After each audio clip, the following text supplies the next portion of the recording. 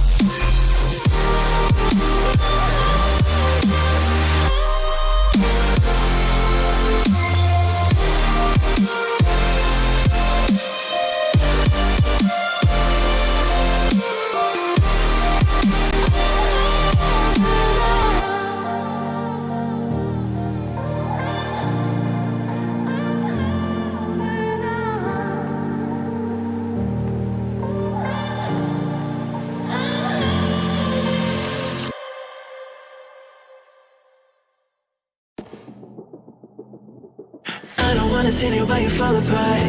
Even though you told me to get back your heart, I still spin inside your orbit. Yeah. You say that I should probably start to walk away. I'm hoping that you stop and make me have to stay, 'cause I'm floating in your orbit. Yeah, I'm stuck in your space, just my luck. Put me on there, you understand. There's nothing left to say. Pull me back, take my hand, come on, name, you understand. I wanna stay, 'cause I don't wanna walk away. 'Cause I don't wanna walk away.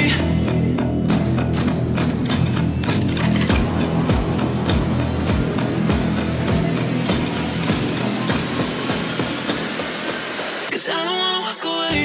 Yeah, I'm stuck in your space. That's my luck. Put me on there, you understand. There's nothing left to say.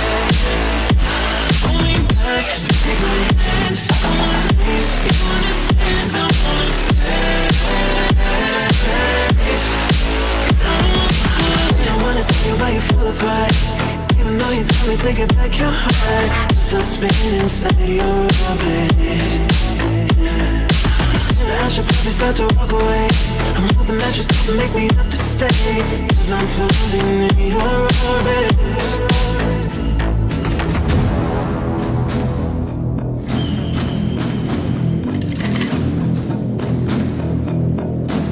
Pull me back, take my hand, call my name, you understand, I wanna stay. 'Cause I don't wanna walk away. Yeah, I'm stuck in your space. That's my luck. Put me on there, you understand. There's nothing left to say. Pull me back, take my hand. I'm on knees, you understand. I wanna stay. 'Cause I don't wanna walk away. 'Cause I don't wanna walk away. Pull me back, take my hand, call my name, you understand, I wanna stay. 'Cause I don't wanna walk away.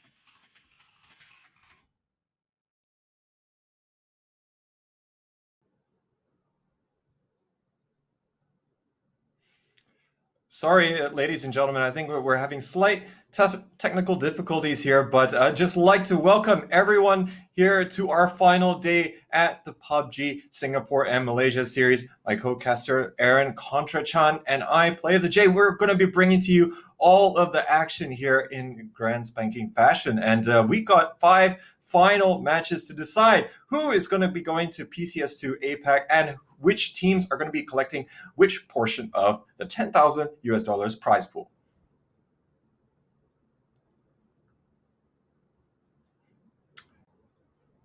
Okay.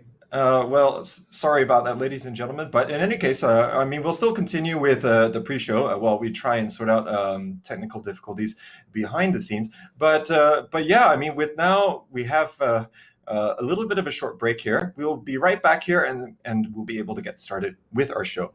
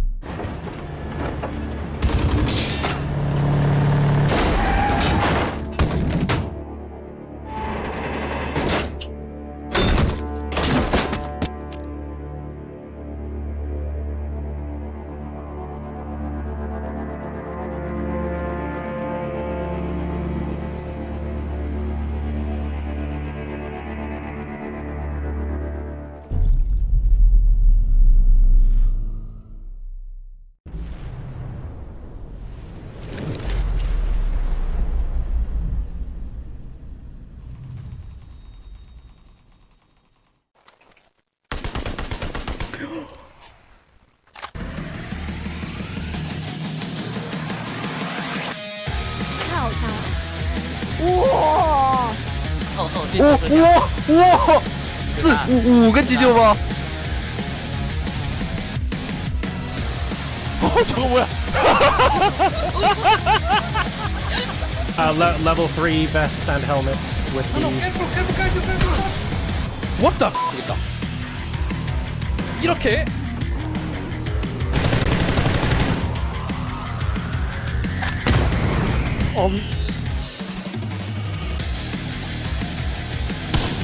아치! 조금 많은데 저거.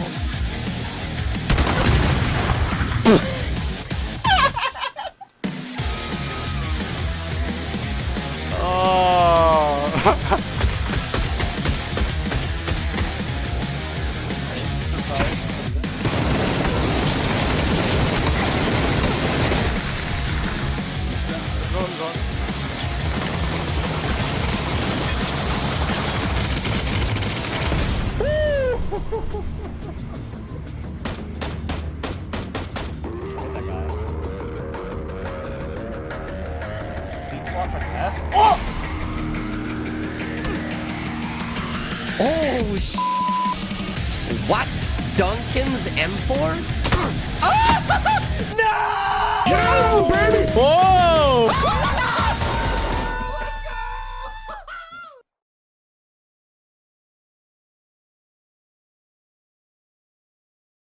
Rolling down the lonely roads of Sanhok is PUBG's latest feature, a heavily armored loot truck carrying a treasure trove of gear for those persistent enough to take it down.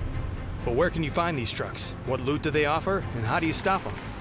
Loot trucks spawn exclusively on Sanhok and originate from one of several garages located around the island. When the match starts, up to 4 of these garages will release a truck, which travels roads around the island until taken down by players.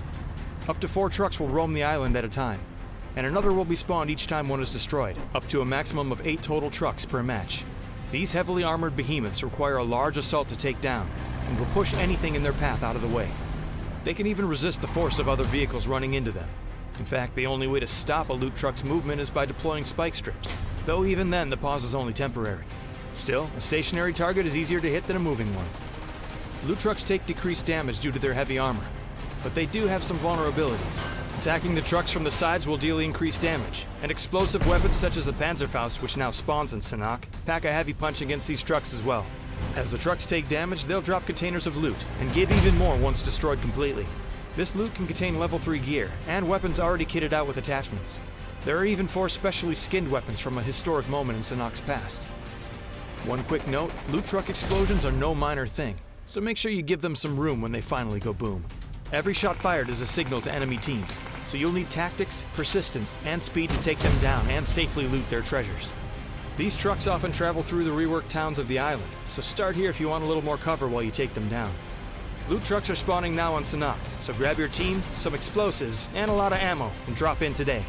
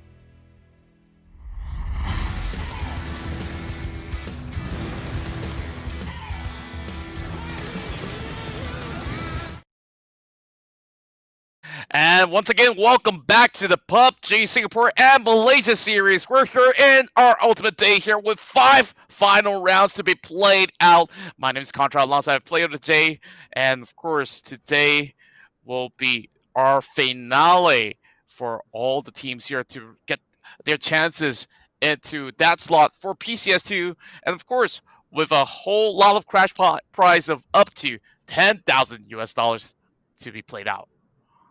Absolutely, and there are exorbitant sums of money here on offer, all the way up to the 16th place team for just making it here to the grand final. So everyone will be looking to jostle for that final bit of position here, make sure that they can take away as much money as possible. Right now, though, we do have, of course, that one team which is having quite the substantial lead, and they'll be looking to close things out here and represent Singapore and Malaysia at the APAC level.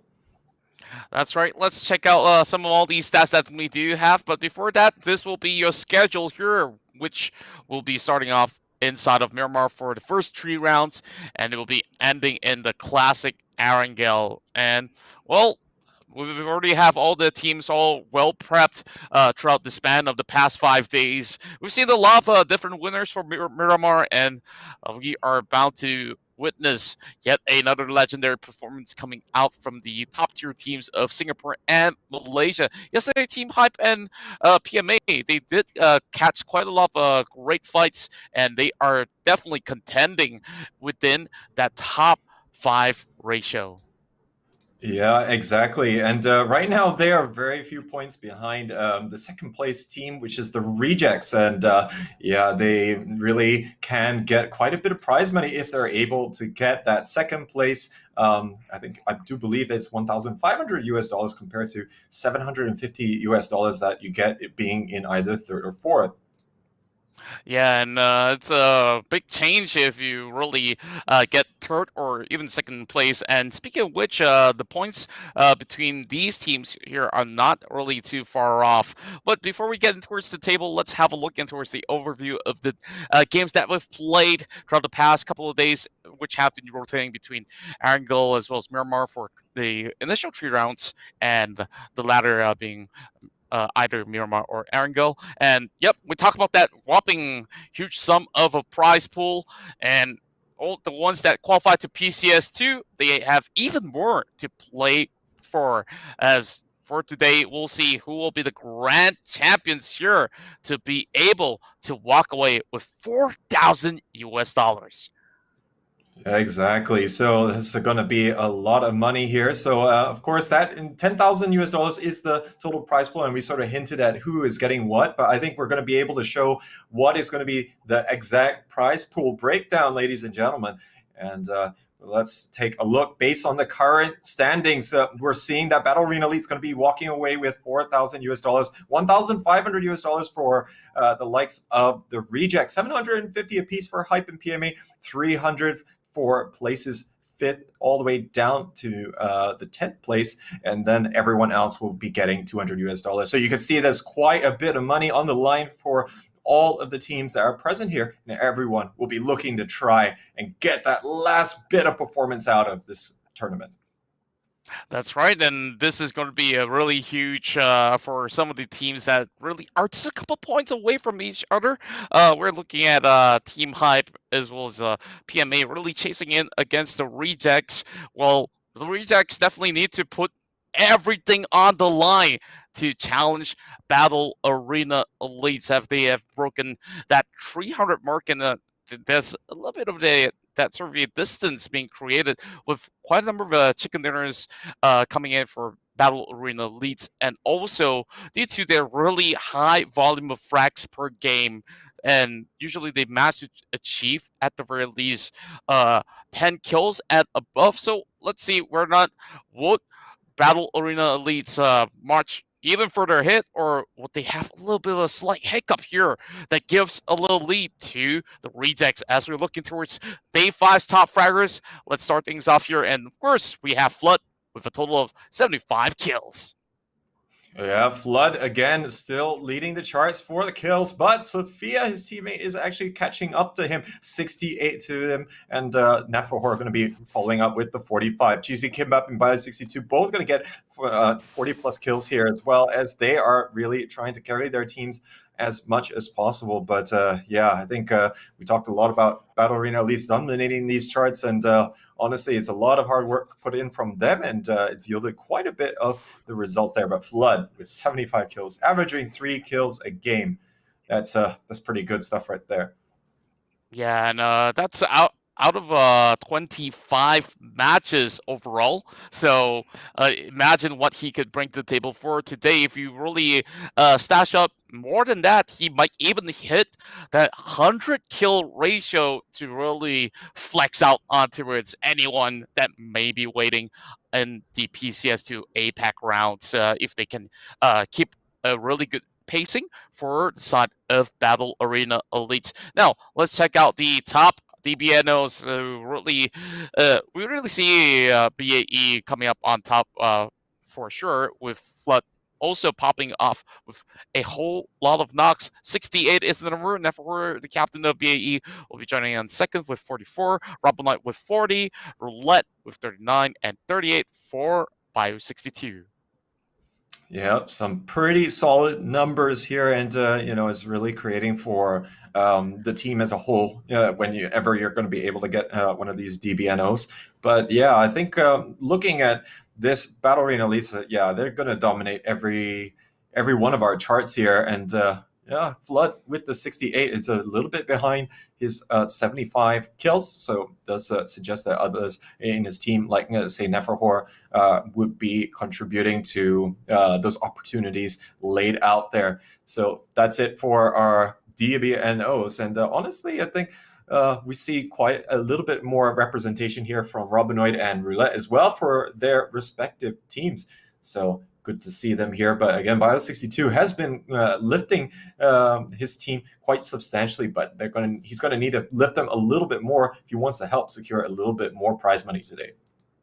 And we are seeing the Australian combos here really getting a whole lot of attention, as even in the top survivor charts, you see both Flood and Neferhor being first and second respectively. But we do have two members from the side of Team Hype to join in the ranks from third and fourth place. And of course, we do have the addition of Loki's on fifth place.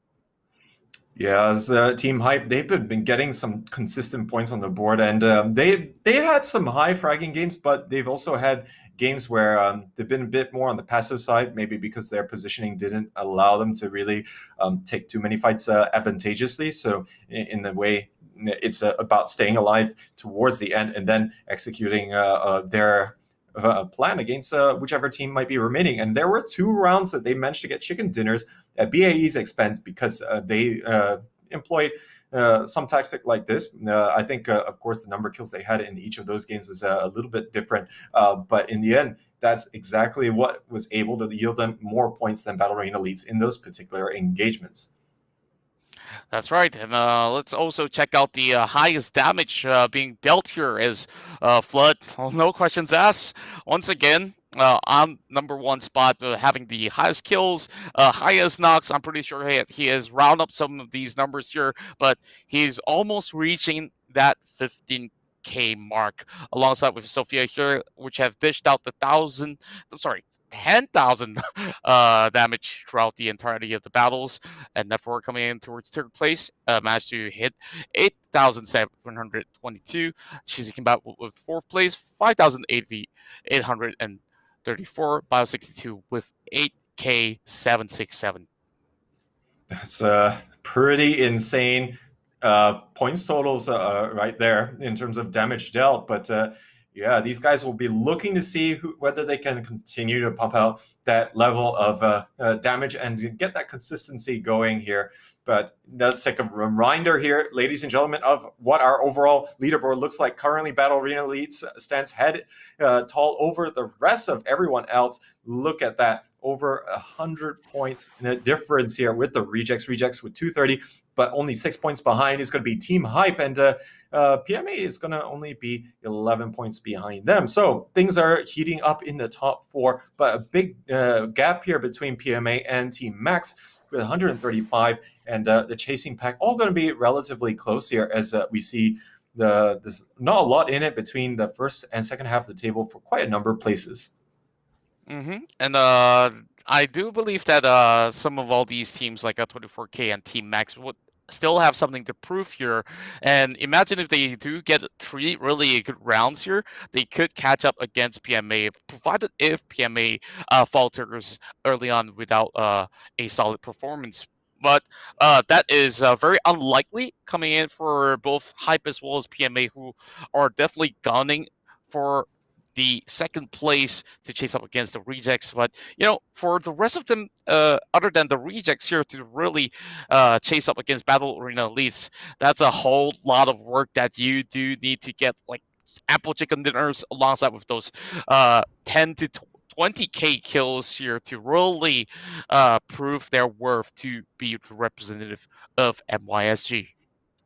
Yeah, that's definitely going to be something which is not impossible, but these teams will be thinking it nonetheless. And since it's final day, a lot of teams where they really want to move up the prize money bracket, they're going to go all out and really just try garner as many kills as they can, even from the early game, because they can't do any worse than they currently are in their existing bracket. But yeah, I think this is exactly the time when people might overthink things a little bit too much, and who knows, they could be prone to making a little bit of mistakes in the process.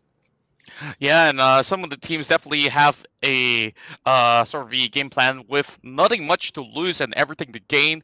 And I do expect them to really play at a very high tempo in terms of pacing and in terms of aggro throughout the map.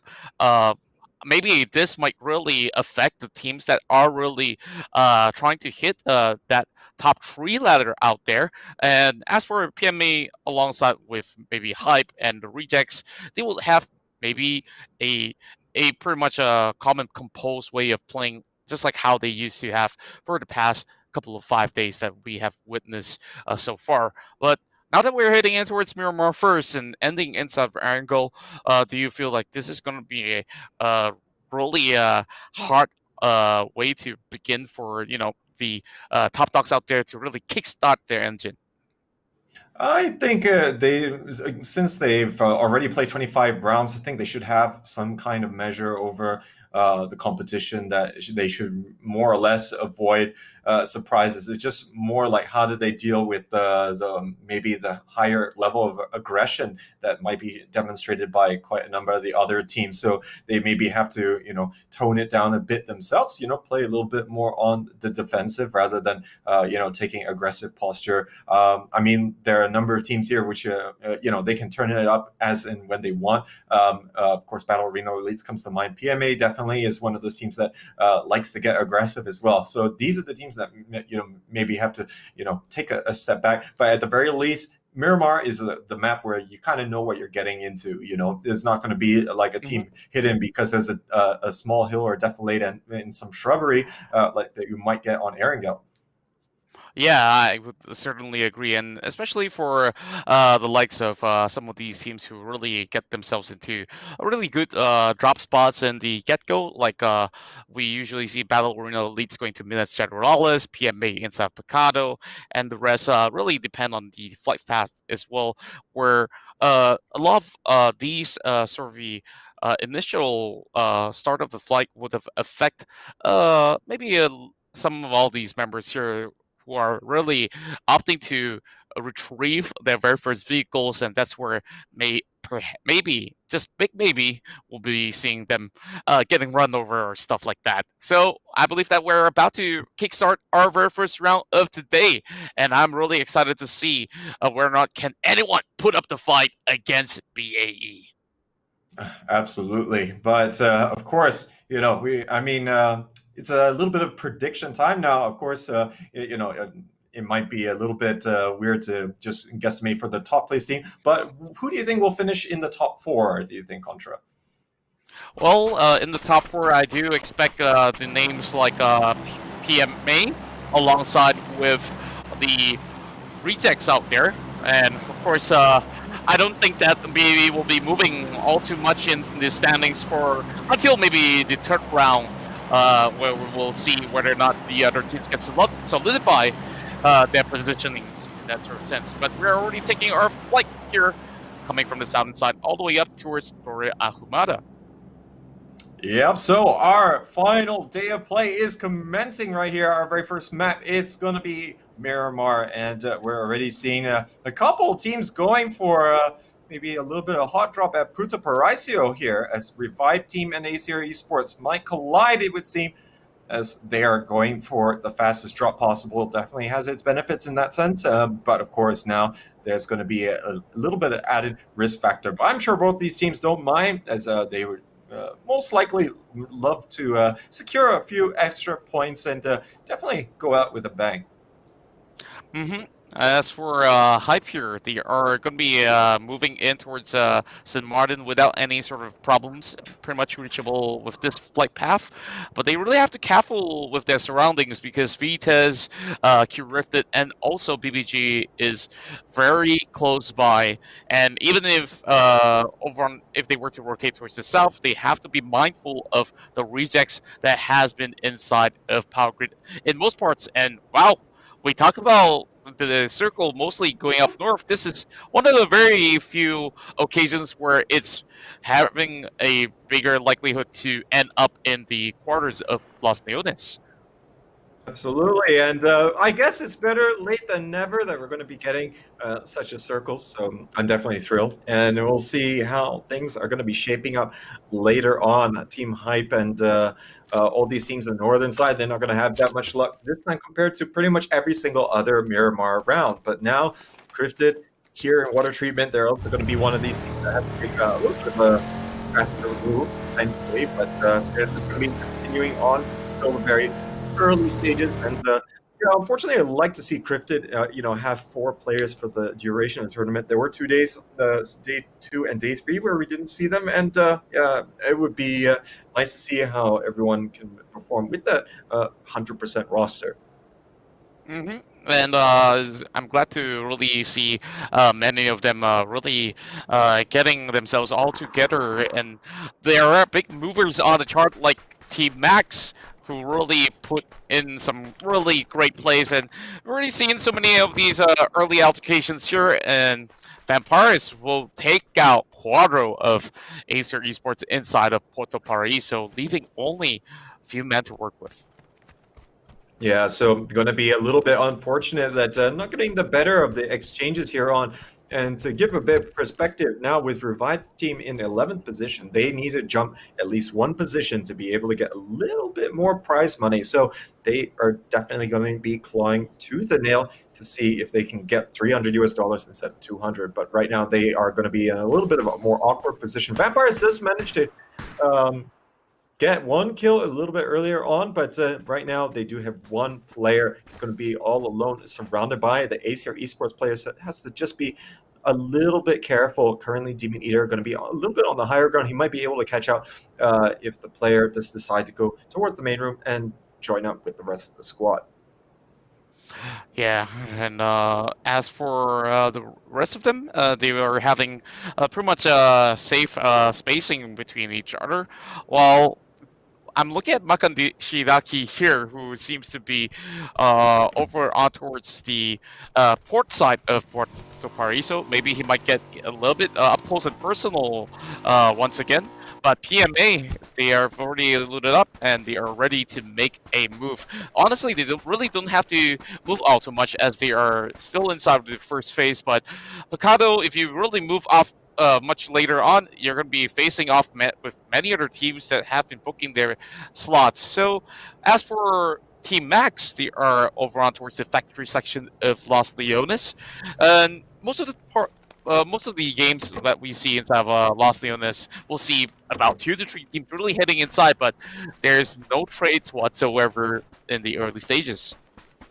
Yeah, normally we would get the likes of Hurahara that might also drop by in Los Leones, but this time they opted to go to the Cruz de Vale, and now they're going to have to rotate quite a bit. Graza available here near the graveyard, but yeah, not sure if anyone's going to pick that up, and not as useful as you would have in Erangel for very close quarters battles. It doesn't usually tend to make a big play here, but Battle Man is making a place, and it's going to be an expensive live action as he's actually going to get caught out in rotation. So Bad Boys Gaming, they're going to be getting a little bit of a reward for their troubles, rather.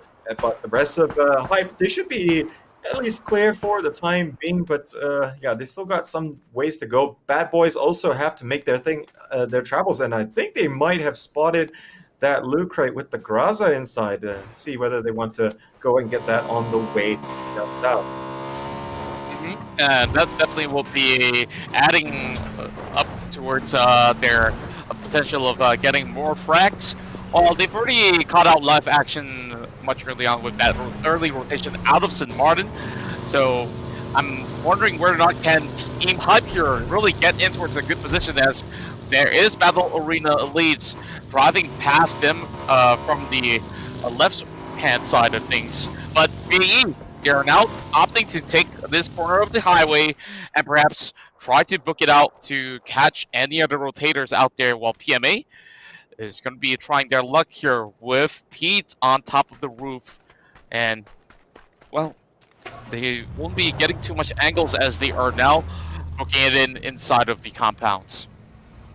Yeah, so they are also not like all together at the moment here, so they're not really going to be too pressed to have concentrated firepower coming out. Battle Arena, at least they're just going to bide their time at least they make their way a little bit closer to the center of the circle, but most likely they're in a spot here that is going to be allowing them to rotate quickly based on how next circle is going to fare. So the next couple minutes are just going to be holding tight. Maybe they can catch an opportunistic kill like we saw from Bad Boys Gaming early on, but definitely doesn't seem to be one of the key strategies employed by a Battle Arena Elite. But now Huruhara, they're starting to crash into the compound. Polly is there all by himself, but he's going to have Kuchik all the way out on the hill here. Duxus here is going to go down, and that's a very early kill there. As looks like Zam is also getting on the board at the expense of 14-14, and Huruhara, they have had quite bad luck here in the rotation. Miguel is going to be a little bit close by as well. He might be able to influence things and get a little bit of revenge. JB also getting out of the vehicle.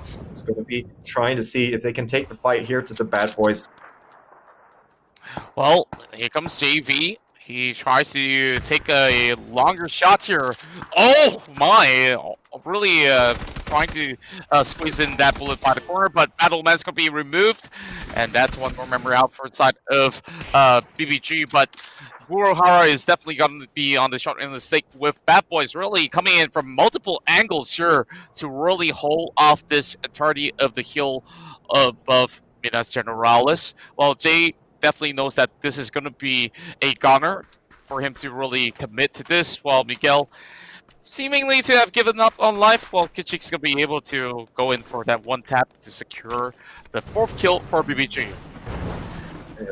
Maybe trying to just bait Jay a little bit, but yeah, not much that he can do. I mean, they did manage to get Old Man thirsted straight away, but yeah, there's still 3 more Bad Boys there. They're gonna be focusing elsewhere and see if they can, come out with it a little bit differently. But now we are gonna see that Battle Arena Elites again. They're just spreading themselves a little bit here to get a little bit more information while they wait for the circle to close. Still got Friendly Fire Gaming and Tactical Ray really far away. They're taking their time to loot up, and looks like the circle is just going to be fairly neutral and covering the entirety of Los Leones, as I would definitely say that would be the most entertaining finish given this current circle. And we haven't seen too much of the urban warfares inside of Miramar in particular, where it usually ends up by the corners of the valley or the hills.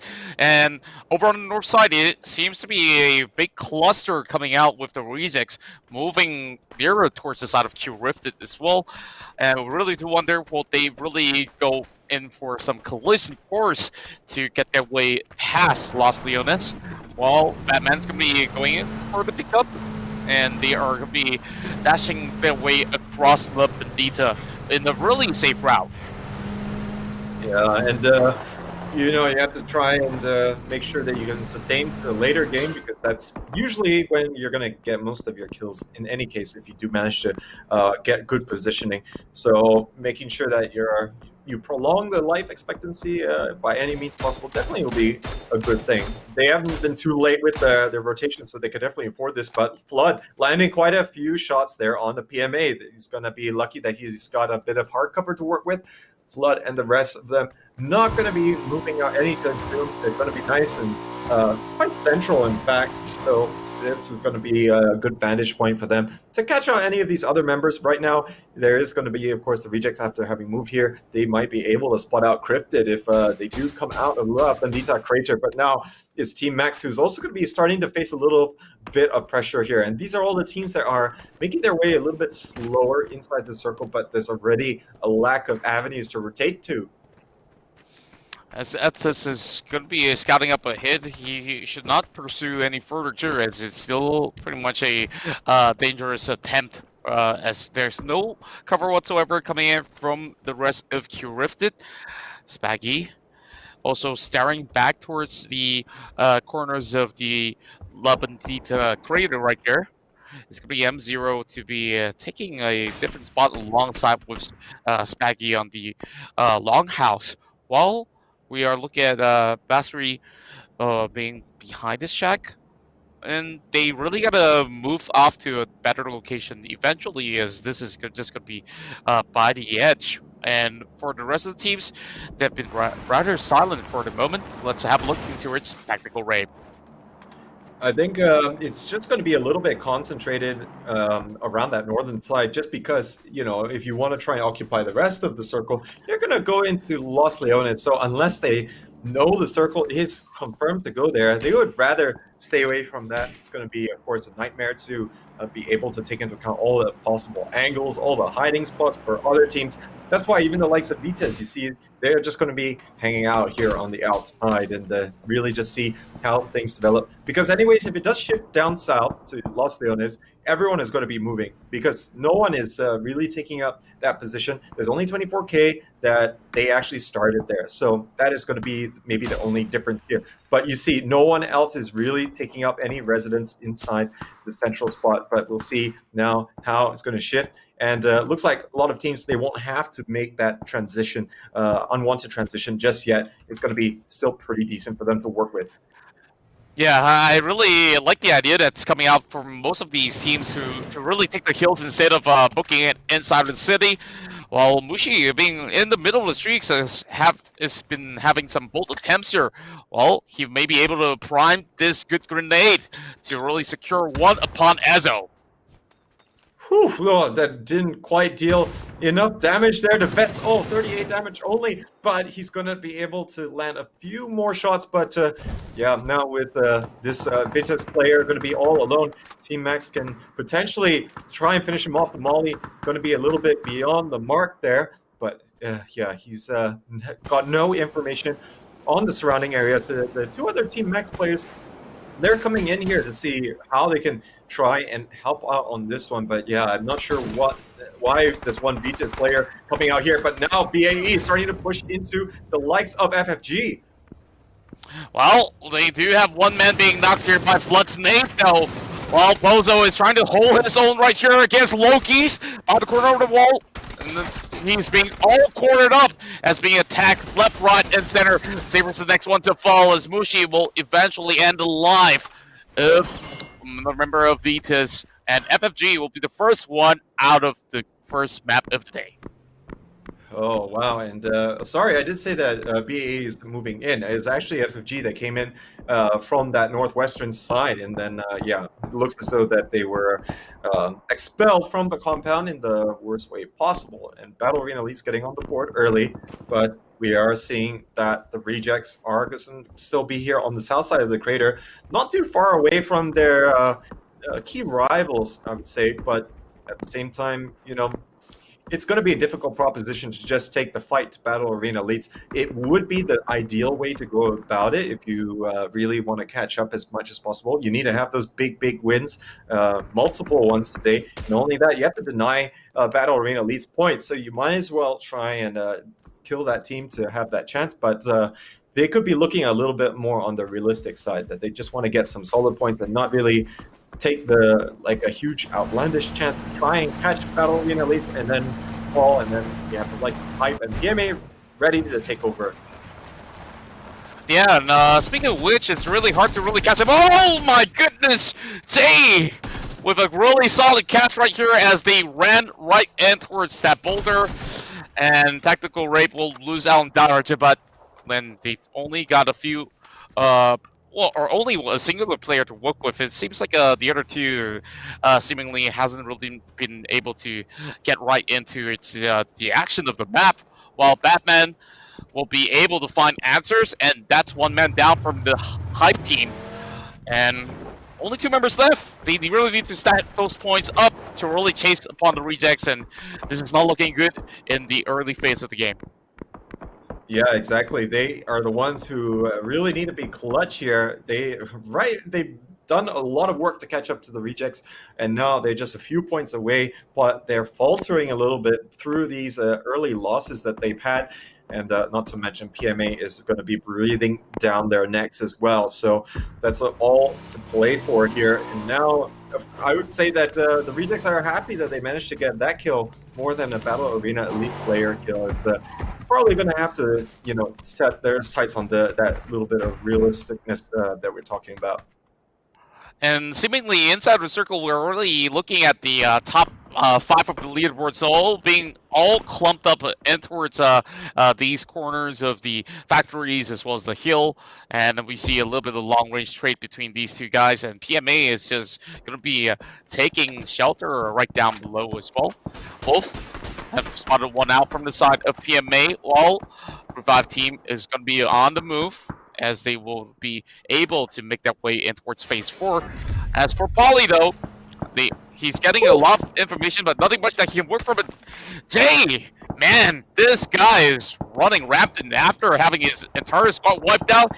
Everyone's relying on him to get those points in, and there's only 2 members of the side of Revive team that he needs to take out, but he needs to heal up first. Yeah, 2 kills here for JV, but yeah, the roadkill there working for him in great style, but now Revive team right in front of him, and really not a good time to be sticking your head out, but he can afford to stay here for a bit. He has managed to secure the spot as phase 4 really is just going to continue to apply pressure more on the periphery, and these teams are more likely to shoot at someone else rather than him. They don't really think that it's going to be much of a threat. They just have to worry whether or not that they're going to be exposed to those slits that you see there on the shed. 24K's Wolf here going to be taking a little bit of damage now. They've been pretty much sitting in these hills since the end of the looting phase. Bio62 going to take 1 shot to the head there, and his helmet's already going to be quite damaged for that. And for members of 24K, they are really playing risky plays up top of the hill, as most of the members are receiving a little bit of damage here and there, while Ghostly Boy will have another run over upon members of the side of Acer, as Demon Eater is being knocked out. But here comes Jay, and this is going to be a great pickoff here, as he will get... Well, I'm going to take that back. It seems like it will be another team that will be able to snatch that away. Yeah, I think it's Anga from Revive team, but now BTS, they're in real trouble here. Mellow One already taken down. Ghostly Boy, after getting that knock there with the car, he is in trouble. He does manage to get the heal off in time, but Elliot is preoccupied, trying to get Adul up here. Now, there is only going to be Ghostly Boy left for his team, the rest all expiring at the hands of others. But now we're seeing that things are going to get a little bit more crazy here, as this circle is going to get ever so much smaller, and looks like it is very much going to be the 2-2 split going on here for the rejects that is going to enable a little bit more map control that's going to force all these teams to fight everyone else. But now Elliot trying to see if he can finish off this fight. Adul is already expired from this, and he's had no choice but to back out this 1v1 versus Ghostly Boy, as he is going to be moving down the longhouse. But it's a difficult scenario. He has no idea where Elliot is. He thinks he's upstairs, but Elliot has given his position away by closing the door, and now just going to heal up a bit more, and in a way taunting Ghostly Boy with that very immediate and obvious action. Wow, I'm surprised that he'll be able to hold a little bit longer, but I will retract my words, as Ghostly Boy would still get that kill to take out Acer Esports. Yesterday, they did secure a chicken dinner going in favor of them, as the circle went up towards the north side. But now that it's all the way down south, they had the rough rotation. And as for BBG here, they have both Zam as well as Kachik being knocked out. So it's going to be hard for them to really go in for the revival. Phase 5 is going to be closing all the way in already, while Kenny9X is not letting some of these teams pass right in, although some of these players may not be inside the circle just yet. Now, more names being primed, and CJ Wolf takes out Team X. Oh, and yeah, Old Man expiring out there. Bad Boys Gaming, though, the angle's not working for them. Pasha is going to be able to take down Polly, and that's working out well, but not just that moment, as Messi from Area 51 ran into CGM Wolf, but the entirety of PMA, they're also facing a lot of problems from 24K, all shooting downhill with impunity, as there's not a lot that they can do. Battle Arena Least is going to be also watching this angle here, preventing them from moving up, as Pete's here. He's going to expire when you have 24K on the high ground, and Battle Arena Least closing your other flank. You're not going to have very high expectancy, I do believe. Yeah, and speaking of expectancy here, man, I'm pretty sure Pasha didn't really want to flip in this such treacherous position, while Area 51 having Mel Kendricks watching on a different angle. He'll be knocked right instantly. Messi's the next one to fall, while Wolf Wow, great pickup on the side of Dreamswire are a Slidey D. And the rest of CGM Wolf having a really good start of the day here with 6 frags already. Yeah, not too bad here, but just as we say that, came on here, going to take down Pacoyo. Allen's in trouble as 24K finally spotting him out. He's forced to dive behind the Murado. See if he can get the kill off. Slidey might reposition here to try and take the fight to 24K, but then again, these teams are both not inside the zone. They have to try and move a little bit further in, but there is going to be pressure coming out from the rejects. Looks like Robinoid and John Shout going to be helping Allens and the CTM Wolf out a little bit here as they're trying to envelop the position here occupied by 24K. Kenny, the last player left here, he's trying to see if he can get revenge, but the shot's not connecting for him. Oh man, Double Day was so close, but yet so far with that recoil control really not working out for him. Allen's now being the last man standing for the side of CGM Wolf. He's hoping to really go in for a quick pickup upon Slide 80, but he does have another member from the side of Area 51 to deal with in the form of Malk Hendricks. Now a 1v1 battle ensues, and he will get a little bit of damage being done. Allen's closes the chapter of Area 51. 9 frags in total for CGM Wolf. So CGM Wolf having a good final day here, and Allens is going to be carrying them the most with the 5 kills. Slide 80 back on his feet there, and now with 24K not in the picture, they have to worry about height though, as they have totally scoped them in, but they have at least a little bit of cover here to work with. Nephrohor though, from beyond yonder, is actually going to be weighing in this fight as well, as BAE is starting to move their way inside the zone. The likes of the rejects here, they consolidated their position here onto that northern side, but they got crypted. Now moving into the longhouse. Well, Basri goes in with that really solid pixel spot there to really get that headshot. Now, one more frag does connect towards the member of TR from Spaggy. He's being healing up from the corner. All Allens spots out Team Hype. This is going to be a great spray. Gets one knock. Might just get another one as Robinoid down to half HP. Is in a good position. And Allens! Woo! The shots coming out from Allen are going to get the double, and Hype are out of here. Cryptid assaulting the compound held by the rejects. 2 of them are down. Cheesy Kimbap going to be pulling to Edsess as they are starting to completely clean house, and this is a nightmare scenario for the rejects. They were holding onto this compound with all 4 players, and now they're losing out, but there is going to be a revive team going to be playing a little bit of a role here. But off screen, it looks like Nephrohor is going to end the hopes of CGM Wolf as they managed to really frag out in this team. I do believe it was at 9 kills by the time that they got eliminated. Well, there's only 5 more teams left, and yeah, it was a really big play coming in from Allens to really stash up those sort of numbers out there. And now, with the circle ever so favoring the side of TR, and it's only Batman left, but members of the side of BAE, they're still 4 men strong. And speaking of which, Flood will be the first man being knocked from Battle Arena Leads. And it's going to be Badman of all people as well. 9 kills, though, on the board for Battle Arena Lace. They're looking to continue with business as usual. But Badman, he's got nowhere to go. So much utility tossed out at him. He's going to absolutely get slaughtered there as completely unloading. That's us, though. Now has to deal with all 3 members here of Revive team. He gets 1, he gets 2. Can he get the 3rd here? And no, it's not meant to be. Anga will be able to clutch out there. But now they have to get the reses off ASAP as Battle Arena Elite's going to be the last surviving team. They might push the issue here. Yeah, and now we still have 1 straggler behind in the form of PMA. But Loki's is keeping his tabs on top of those shields to try to eliminate the final remaining member of the side of PMA.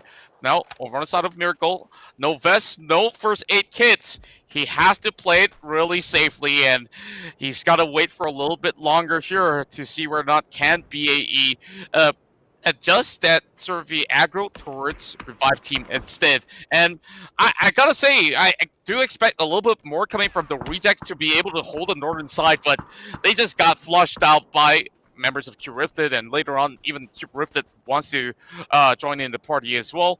BAE is hoping to secure this chicken dinner to start off our final day. Totally agreed on that. But oh, miracle, you're not quite able to get away. The hunt was on, and it looks like Sophia will be able to catch him out. 4 kills in this round. He's trying to catch up to Flood right now in the kill charts, but now Revive team fully up to speed here, and they're going to try and see if they can push it, but it's going to be a little bit more on the awkward side. Let's not forget that the high ground and terrain advantage is going to be very much going towards Battle Arena Elites in this situation, but now the likes of Revive team, they can actually hold their ground. Neferhor here, he's going to be the furthest player forward, and he's got the backup behind him. He can prevent the likes of Revive team from moving up any further, and yeah, they got no idea that he's currently sitting in that position so close by. Yesterday was 4 versus 4 between Hype as well as Battle Arena Elites, and this time around, it's Revive team here going out and about here to really put in some damage. Well, they have some really great, interesting angles to work from the north side at the very least. While Neferhor, he does not have much areas for him to really take too much of a peek right here, unless RT goes in for the push. Well, Loki's still readjusting his position here to really get a good trade-off against Anga. Yeah, but now Sophia getting some crucial shots onto Anga. He's going to be falling back a little bit, get the heal off in the meantime, and Neferhor is still going to be all the way down on that southeastern side, stretching the angles and making it incredibly difficult for Revive to deal with. Sophia, though, he's got 2 to worry about at once, not able to transfer fast enough, and Loki's going down as well. Revive team are in a fantastic spot. There's only Neferhor, but he's knocked down vampires. It's a 2v1 situation. Neferhor will be trying to move up and take the fight here. He has got enough health to work with, but he might not be able to be sufficient enough for a Revive team, as they're going to finish it out there and win in that 3-on-3 battle with 10 kills on the board. Wow, magnificent stuff coming in from Anga and Cole here to really snatch this chicken dinner on towards their hands. And of course, with that, Revive team starts off a phenomenal finish here in the first game of day number 6. And I felt that Battle Arena Elites, they didn't necessarily have to make that sort of a hasty push over on towards Revive team, but it was a long stalemate for quite some time, where it was just a little bit of taps here and there. But they are trying to break that gridlock, but they kind of overestimated or underestimated the side of what Revive team could really pull up in that situation. And yep, Revive team seems to be the one winning, but yep, only one of the members are showing up for now. We'll get that fixed real soon. But yeah, what a game inside of the corners of Los Leones. Yeah, so great stuff coming out from the Revive team members, and of course, Kanchik Ducky getting 4 kills in that round. So awesome stuff coming out from them, and that's actually their 3rd win. Now that is going to allow them to propel themselves into the next prize bracket. So that's good stuff from them, but everyone else is going to have to sit up and pay attention for that. So with that, ladies and gentlemen, that's it for our very first round of the day. We'll be taking a short break, and after that, we'll be having our second round on Miramar.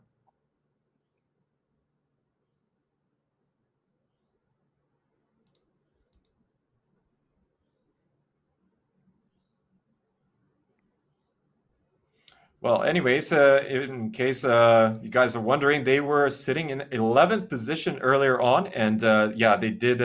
They were only 2 points off Area 51, and what was it, 7 points behind CGM Wolf. So they only have to overcome those 2 teams. So CGM Wolf did get quite a few points themselves in that particular instance.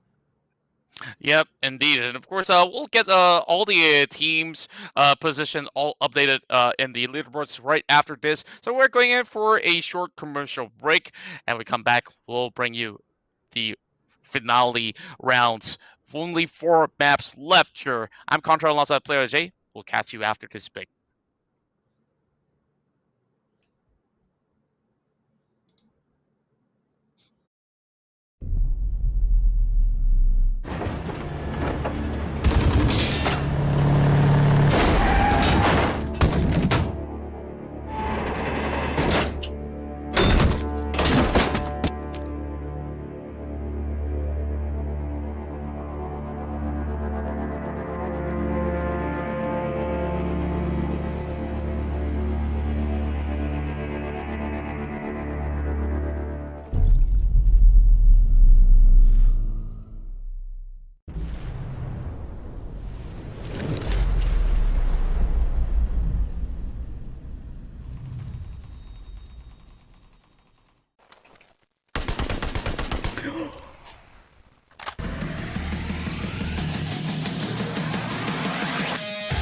太好看了！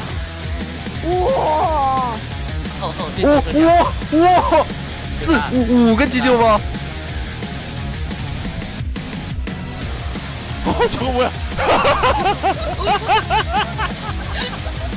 ？Level 3 vests and helmets with the. What the? 이렇게?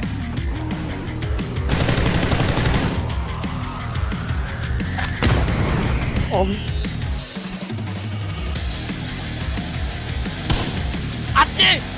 조금 많은데 저거.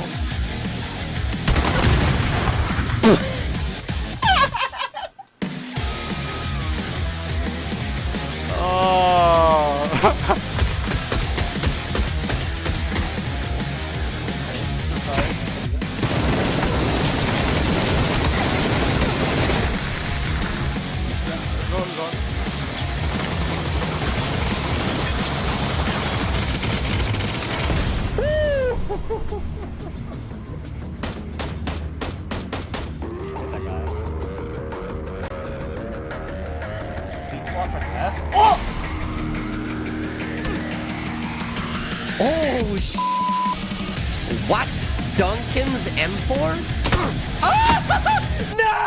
Yo, baby! Whoa!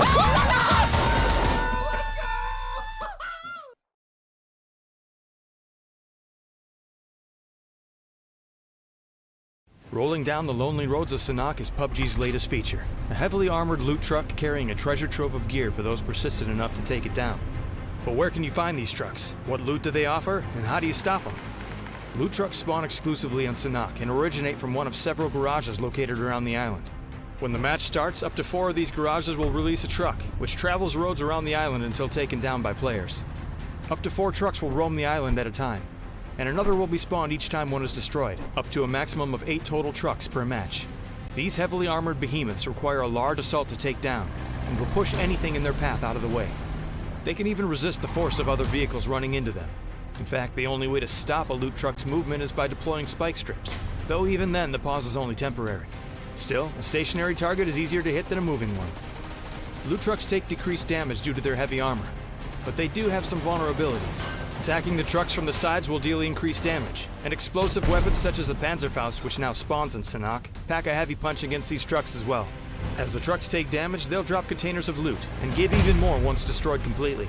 This loot can contain level 3 gear, and weapons already kitted out with attachments.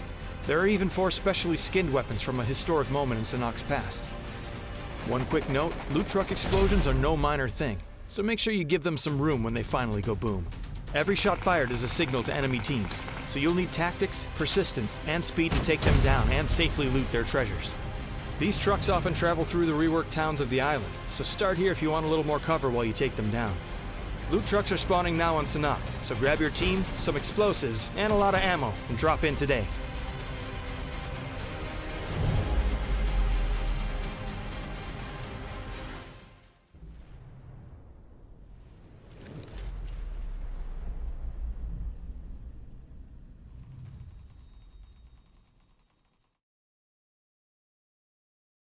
And welcome back, ladies and gentlemen, to the PUBG Singapore and Malaysia series. I'm Play of the J. Joining me is Aaron Contra-chan, and we have got quite a bit of action in store for you. But first, big thanks to PUBG Corporation Geek Events, KK Revolution, and Cause Effect for making all this happen. And yep, here we have our full chart here for our winners from the last round, Revive Team.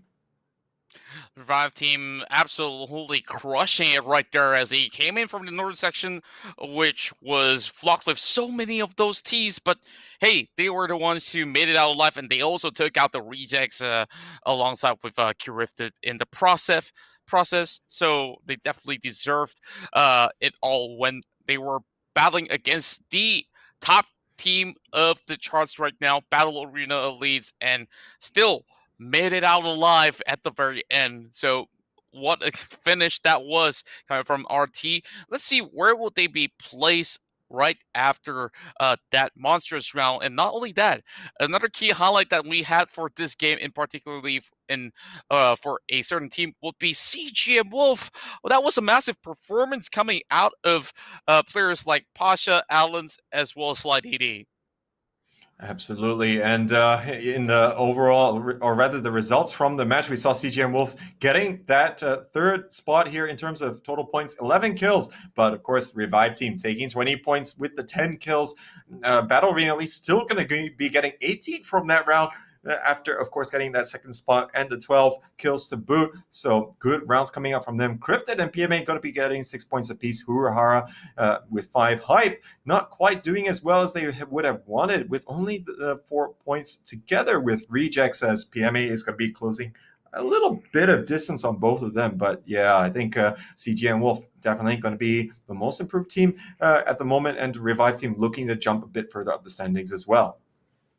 Yeah, this round we see so many of all these teams really getting on the groove already with a whole lot of all these big fracks. And Kurohara, although they only have one man left, they really carried the team with everything on his back against the wall. He just proved himself to be very lethal on those catches there. It wasn't just one team that he caught out, he just caught up another 2 stragglers in between those roads as well while they were rotating. So this is going to be match 26, and we'll be looking at our overall leaderboards to get pretty much updated on who has got a little bit more lead. And seems to be that the rejects here will come in with 234 points, and a big round for the side of the Battle Arena Elites will be seeing them still at the top, 355, and this gap will be widened up even further. But for Hype as well as PMA, nothing too much has moved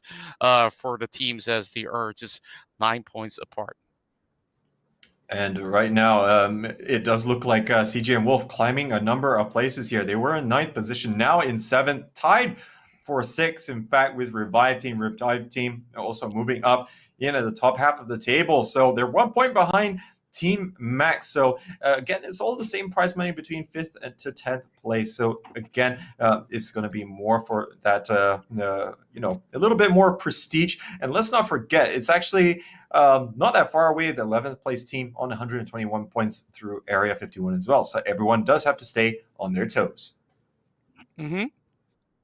And for Tactical Rape, I'm not too sure what's really going on, where they don't really seem to have that many members inside of the first match, but we do want to see whether or not will they be bringing a different gameplay, because the other day they did manage to get consecutive chicken dinners, and I'm really hoping for them to really chase on once again. As for 24K, they were on top of that hill that they were controlling upon so many teams.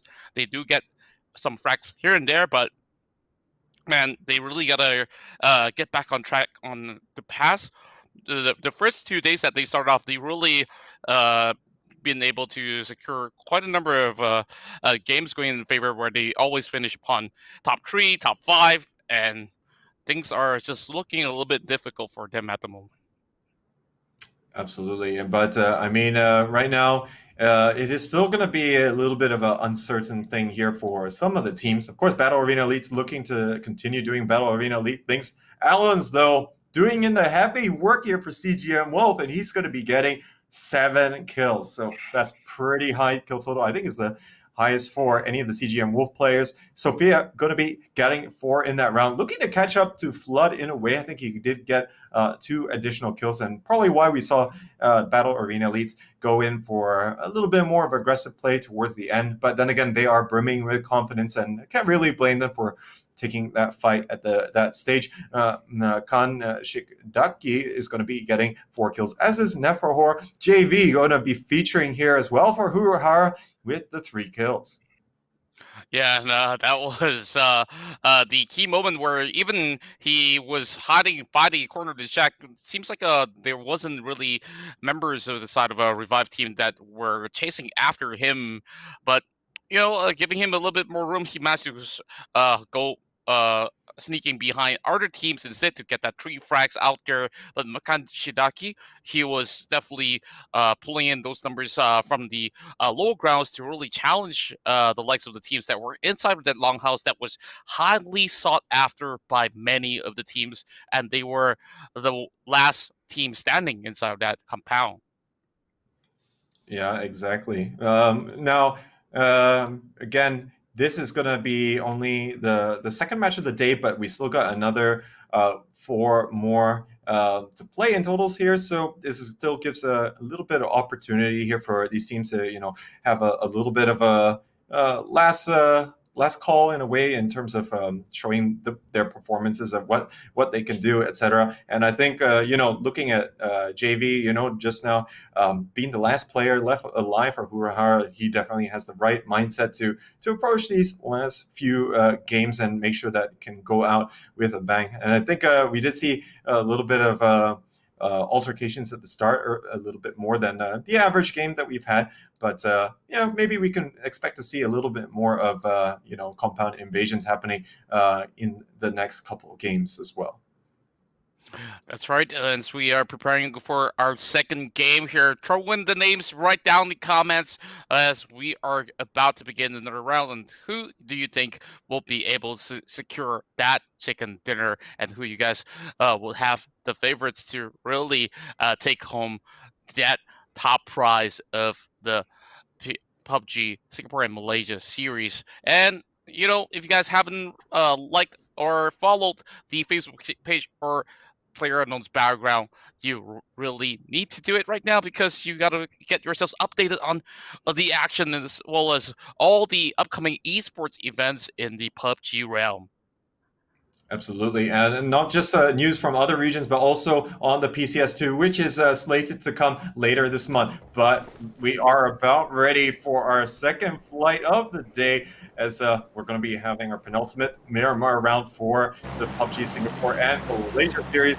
See how these teams want to be going out, our full 64 players, and we're pretty much good to go. This flight path is going to be ending up at Campo from the Monte Nuevo side of things, so going to probably be giving a good amount of coverage for most of these teams. It's just going to be a little bit difficult for maybe Acer Esports and Revive team if they had their hearts set on going for a Rise Seal again. Yeah, for those teams who are looking to drop into Los Leones, that's where there will be maybe a little bit more of that scuffle for those vehicles to get themselves in towards that city, as it's pretty much a 2K plus stretch. While for the Campo Militar section, which we've seen some teams really hit it in towards that corner before, so I'm not sure whether or not will they really want to drop by the edge of the map, but we'll wait and see on who will be the late droppers to the scene. As for Revive team, they'll be heading in towards El Pozo, and we are seeing a little bit of a party going on inside Monte Nevo right now. Yeah, and Acer Esports, they seem to have a knack right now for, dropping in the same place as others right at the start of the game.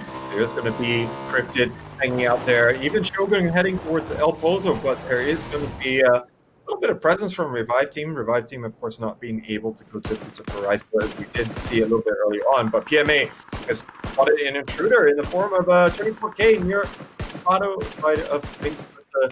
Not currently stopping them. So I don't think they anticipated for 24K to steal the vehicles in the manner that they've done so. But now looking at we're going to head back to business as usual up on that northern side. And PMA, maybe they were kind of banking on those vehicles being available for them.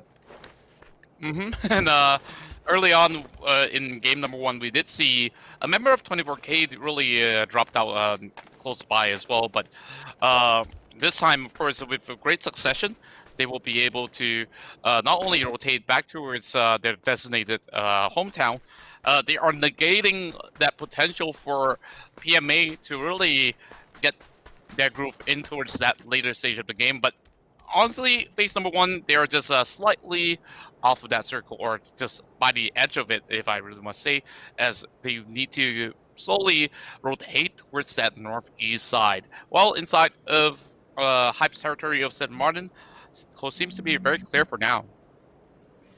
And it'll be interesting to see if we get rotations on the northern side and also on the eastern highways. As the flight path does uniquely give a little bit of space into those regions, as it's pretty much established where the likes of Hype, Bad Boys, Battle Arena, Elites are all going to be residing, and probably no one wants to really try and contest those areas or rotate through them. So they're going to opt for maybe something a little bit more on the safe side. Because let's not forget as well, most of the teams are actually inside the circle already. So it means you do not want to try and thread the needle too closely, as really that's not really how you want to get into the upper echelons of the results table at the end of the game. And as we are drawing things to a close for today, there has been those point disparity that has been created out there, where even from 4th to 5th place now is quite a large margin for them to really catch up upon each other. And as for tactical rape, they are having a really safe area on towards the corners of Tierra Blanca, which you see many of them are just separated towards all the other areas to really have as much loot as they can. Over on the side of BBG, they are going to be looking out for perhaps a pickoff here by the corners of Hacienda. So far, it's been really quiet for minutes. Yeah, I think they're going to be quite used to this kind of circle. I mean, it is going to be a little bit more towards the northeast than some of the other ones, but it's more or less the same. The Bad Boys going to be aware that there could be some of these rotations from the teams that they might have to watch out for. Friendly Fire Gaming, they did drop around the water treatment side as well again, so they're going to be seeing how they can best rotate into a better spot here without running into any of the other teams. They did drop out maybe slightly later than everyone else. But now, Hype, they kind of settled here on the edge of water treatment. They might be able to catch out FFG here. Aoki actually hitting a little bit of the barrier there by the petrol station. Not sure if he is going to try and take advantage. Monte Nuevo, though, still seeing Acer Esports going to be real far away. They need to start moving. Bozo going to be returning a little bit of fire towards Team Hype, but they're kind of scattered and going all around on that western side of the water treatment. Well, we are seeing Revive Team trying to avoid any sort of the early skirmish alongside with Hype, as Loisy already seen some movements in towards that compound. And Hype now probably will be able to prepare the guns to be able to spray down some passerbys here coming in from Anga, which Revive Team, they just had a really good run. They really don't want to be picked off right here. This is a horrible time to get picked off, and everyone is going to try and make sure that they take a little bit more of a safer path. And safer path we're seeing coming out from the likes of Cryptid. They're actually heading very close by to Los Leones, as they're really going for that southwestern approach for the current circle. Bad Boys, yeah, they're just going to be taking their time. I'm not sure if they've actually secured a vehicle. Maybe they got the Golden Mirage. We have to see if that is going to be a feature later on or not. So far, I don't think we've seen any Golden Mirados being picked up as of yet, but I definitely want to see that glowing gold vehicle out on the roads. While we look in towards the updates of the rotation, most of the players are scattered across the Hacienda region here, while for the likes of the players that are coming in from the southwest side, Max, they might actually stumble upon some fights if they really want to get in by the city of Picado. Dara J-Bot getting some nice level 3 gear and Graza to boot, so they're gonna take a full advantage of the territory that they managed to secure for themselves. And remember, they did go all the way to Tierra Blanca, so that is going to allow them to have a lot of opportunities. Oh, but look at the long-range shots coming out here from Pasha. Is damage already dealt here to Ezo, but no. Oh, it's going to be Ezo knocking over Wolf there, and Slide Edie, he's going to take advantage of it.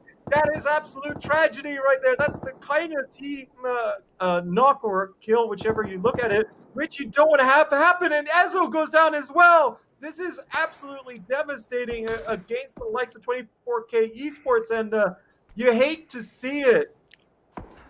Oh boy, just a slight blunder, and it has costed them way too much. And 24K now has to play with so little left to perhaps close out this round. I'm not sure.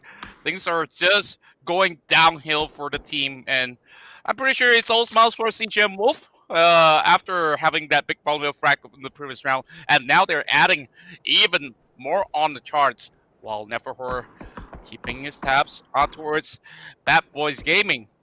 They have always known for the fact that they could possibly scout out in towards those warehouses, as the rotation seemingly seems to be the same every time they head towards the north side. While Revive Team, this entirety of the space that they have has no visitors at all. Yeah, so things are going to be all quiet on the front. ACR Esports actually shooting over here at Power Grid.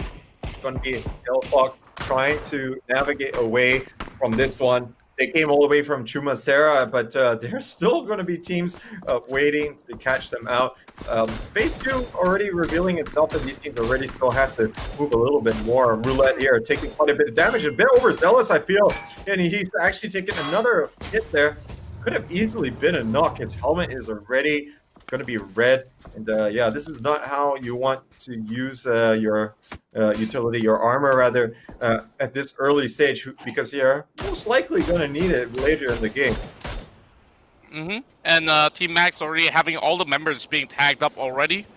Now they are finding a way out of this, where, of course, there's still going to be other teams to be rotating all about, so they really got to prepare for that late game.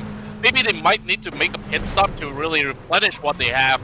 And Area 51 dodging a bullet here with I'm not too sure if it's Loki's or Nephahor. It seems like it's going to be Loki's there on the corner, as they will just bunch off.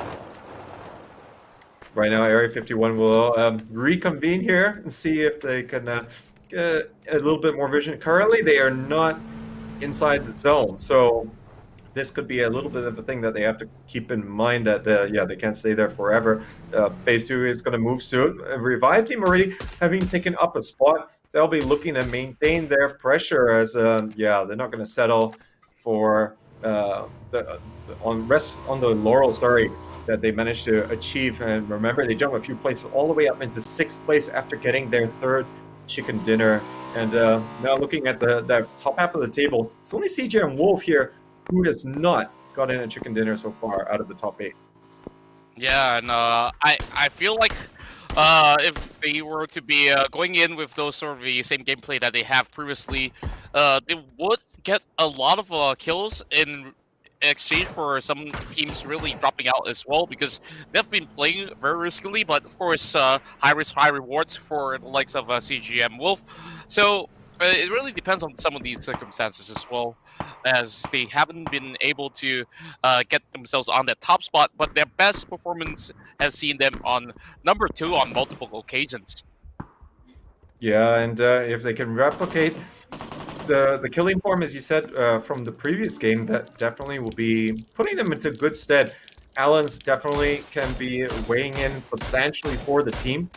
They just need to try and give opportunities there. Pizza, in the meantime, going to take down Roulette. Sophia still trying to land those long-range shots there onto Huruhara. Not going to be able to yield any, not just yet, but still going to be chipping away at the damage. But now 24K, after having lost 2 of their players in, I think saying it is a rather unfortunate circumstances, a little bit of an understatement. They're going to continue moving onwards in search of greener pastures.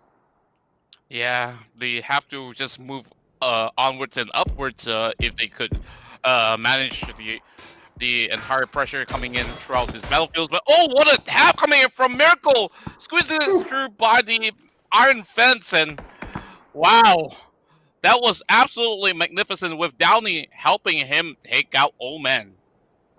Yeah, and looks as though the old man couldn't keep pace with the rest of the team and get into the compound, and he's going to get picked off there by PMA, who have got quite the spread going on here around the western side of Hacienda. Stable's currently going to be the home for the remaining 3 members, but that's still going to be a difficult proposition because now look at the circle. Is shifted all the way up north here. Going to be covering both water treatment and some of Cruz the Vale. So we're seeing a lot of teams here already maneuvering around. Vitas and Huruhara, they're going to be in decent spots already. The likes of the rejects, they just have to be careful. ACR Esports doesn't come and rain on their parade, but wow, look at the rotation coming in from CG and Wolf. They're going all the way around the northern side of Cruz de Vale, and this could be a little bit of a master stroke here to be able to circumvent quite a lot of the teams already sitting inside the center. Yeah, I'm liking what I'm seeing here as they are having such a bright idea, knowing that not many teams will be playing on those open plains on the north side of Cruz de Vale. Well, TR, like you said, they need to be careful of the backstabs that might just into coming out from Acer Esports. Loki's gets a knock. Same goes to Double J. So these guys are just going to be having a little bit of tit for tat. And that should be a problem for rest for the likes of Area 51, but Xavier here alongside Bozo, they managed to get that kill on towards Downey for FFG, and Bozo here hoping to stop anyone from stopping by this warehouse. That's a good catch by FFG as they are again a little bit separated, but they are covering actually quite a bit of area and making it incredibly difficult for PMA to rotate in. But now BAE is right on the doorstep of Area 51. They take out Messi here, that they're looking to take more. But Kamon is coming up huge. He's going to take down Loki's. But now, look, another 3 Battle Arena Elite here. The nade would be perfect in the circumstances here. But Kamon is going to tunnel vision a little bit. Blood takes him down. But now, looks like Loki's in the distance here. He's going to get absolutely damaged as Double J back up to full health. Mal Kendricks also getting into a better position. Might be able to get the height advantage here on Sophia, but he's actually running away from this as it's a really... it could really have altered the fight substantially there, but he's not going to go for it. So he's going to actually live to see another day, it seems. Oh, I guess he really want to prioritize on survivability. Well, Double J will get that knock, and Mel Kendrick says, okay, maybe I might just consider coming back for this fight. Well, Area 51, at the very least, they are making their way in towards the circle, knowing that BAE will have to make a couple of steps in. Well, Spaggy will run over his teammate, and this is going to be a little bit of a hassle for them to pick up at this sort of a scenario with Gucci tapping it on towards Flood, immediately wiping him off the map. Oh, Bad Boys Gaming is coming up right on the southern side here of the Battle Arena Elite players, while they're still kind of engaged here with the last 2 members of Area 51. Luckily for everyone, the circle has kind of shifted down south, so that's not going to affect things too much for their rotation, but they still got 2 teams sandwiching them on either side. Kachik might be able to get Polly, but it's looking a bit unlikely. This damage is already being dealt, and he's going to expire. FFG getting in on the action here against Team Max. They're going to take out all of them here, thanks in partly to Aoki and Xavier, both combining on that one. Wow, swift moves coming in from FFG, this time coming in with even more kills in the game, while Ghostly Boy goes in for a rapid tap on that M24. That could be accurate, but Neff, he's going to be walking his way through the desert here, while Sophia will be on the opposing side. I don't think that that will be great for them later on, as they have already lost mobility. And as for Revive Team, still having 4 men here, they are looking to keep everyone else of the west side at bay. Well, Neferhor being the last player left alive for BAE is can be a very good thing, and we definitely saw him come out with the stuff. I believe it was 2 days ago in a day 4 where he was able to stay alive towards the end of solo squad member, but Kachik, he's going to get taken down here. Mal Kendricks spotting him out from long way away, and is going to pop up and see if he can get a little bit more information before he expires, but I'm not sure that the likes of the other 2 players from not Battle Arena, at least Bad Boys Gaming, sorry, is actually going to be able to act on that. Neferhor, in the meantime, he's going to be chilling out and waiting to see how things develop. He's already got the zone, so he doesn't have to really press things too much. Xavier going at it once again, and they are going to be having a little bit of damage done towards the Dreams YR, and he's going to be on his knees for the moment. By Darkus still going to be moving right in with Xavier going in for the flank. Wow, what a great move coming in when all these members of the side of FFG, they are pretty much having a little bit of a open field to really take a peek, but there's still troubles up ahead with Miracle really keeping his eyes wide open for any sort of members of FFG. Oh, this is an ambitious play coming up here behind the PMA players. Xavier trying to get a bozo as fast as he can. I think he had no HP left remaining. He was going to bleed out, but he gets to him just in the nick of time. He's going to have to stick it, see if he can get his teammate up. PMA currently scouring for the signs of resistance in this side of the circle. But now, Badman, I think he's going to be finished off here, but there's still going to be the likes of Spaggy that can still hold the torch for the rejects. Unfortunately, we didn't get a chance to see an awful lot of how things were transpiring, but CG and Wolf, Pasha is down. They're trying to duke it out with the likes of ACR Esports, but it looks like the ACR Esports players, they're going to get taken down by the blue zone of all things. So far, there's just so much going on by the corners of these map, but it's going to be the rejects here to really go in for some close engagement. As Spaggy goes down, Robinoid will be able to finish him off. What? Oh my goodness! Absolutely beautiful work coming out from the members of Team Hype. Although they do have Robinoid as well as live action being knocked out, they totally executed with perfection. Oh, they executed it with extreme prejudice right there, and they go head to head with the rejects. This is exactly what they wanted. Oh, PMA as well, where it's a proverbial 6-pointer in that sense. You know, you deny the points and you get some yourself. But Hype, they could definitely look to continue to advance further up the board. But Answers here, he's actually rotated before the rest of his team, and he's going to get caught out by Huruhara. That is really kind of squandering the kind of squad advantage that you had. He was trying to secure a spot, but in the end, he's going to be offering a little bit more in terms of the scouting information based on that, as now it looks like Battle Arena is still going to be alive here through Neferhor. Yeah, that was pretty much a ride and die moment instead of a ride or die, but at the very least, for the members of this side of Team Hype, gets a lot more information on all the other teams with him really advancing up ahead. So Answers, even though he sits out, he can provide all these sort of vital info that can take them through the entirety of the later phases. But Arjibat already having that grows up pointed in towards the broken wall. Yep, he will be able to get that perfect headshot towards the side of the final curative member, Asir. Always a blessing to hear the silence sound of the Graza going full ham on the opponents there. But Dao J-Bot here, unfortunately, is not going to be able to stay alive here in this game. But now, Huruhara, they're taking down both Bad Boys and CGM Wolf. They're going to get one apiece. But now, Bad Boys, they're going to be caught out between Friendly Fire Gaming as well, as things are going to end prematurely for them here in this second match of the day. Oh, Sliding E goes out, and it's Huruhara stashing it all over the entirety of the fields. With only Allen's left, this is going to be a very different result that they are churning out from map number 2 here. While Hype has got that sort of rounds being pointed up when this shooting gallery is being set up by Huruhara. And they also have that elevation that has been giving them that edge against all the other players that are currently by the edge of the circle. And now PMA is also in trouble here. They only have the one player left, I do believe, but yeah, looks like he's going to actually go out to the blue zone. Oh my goodness, Mellow One going ham on to live action, and Robinoid Hype is going to be out of this game. And their chance to really get some serious points at the expense of the rejects is going to be a little bit short-lived, but they still did manage to eliminate them.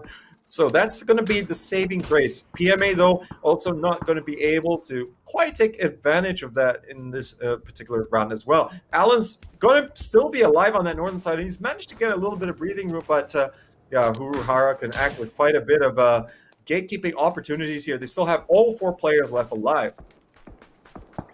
As for Area 51, however, he's going to be all alone in now, trying to just squeeze by the east.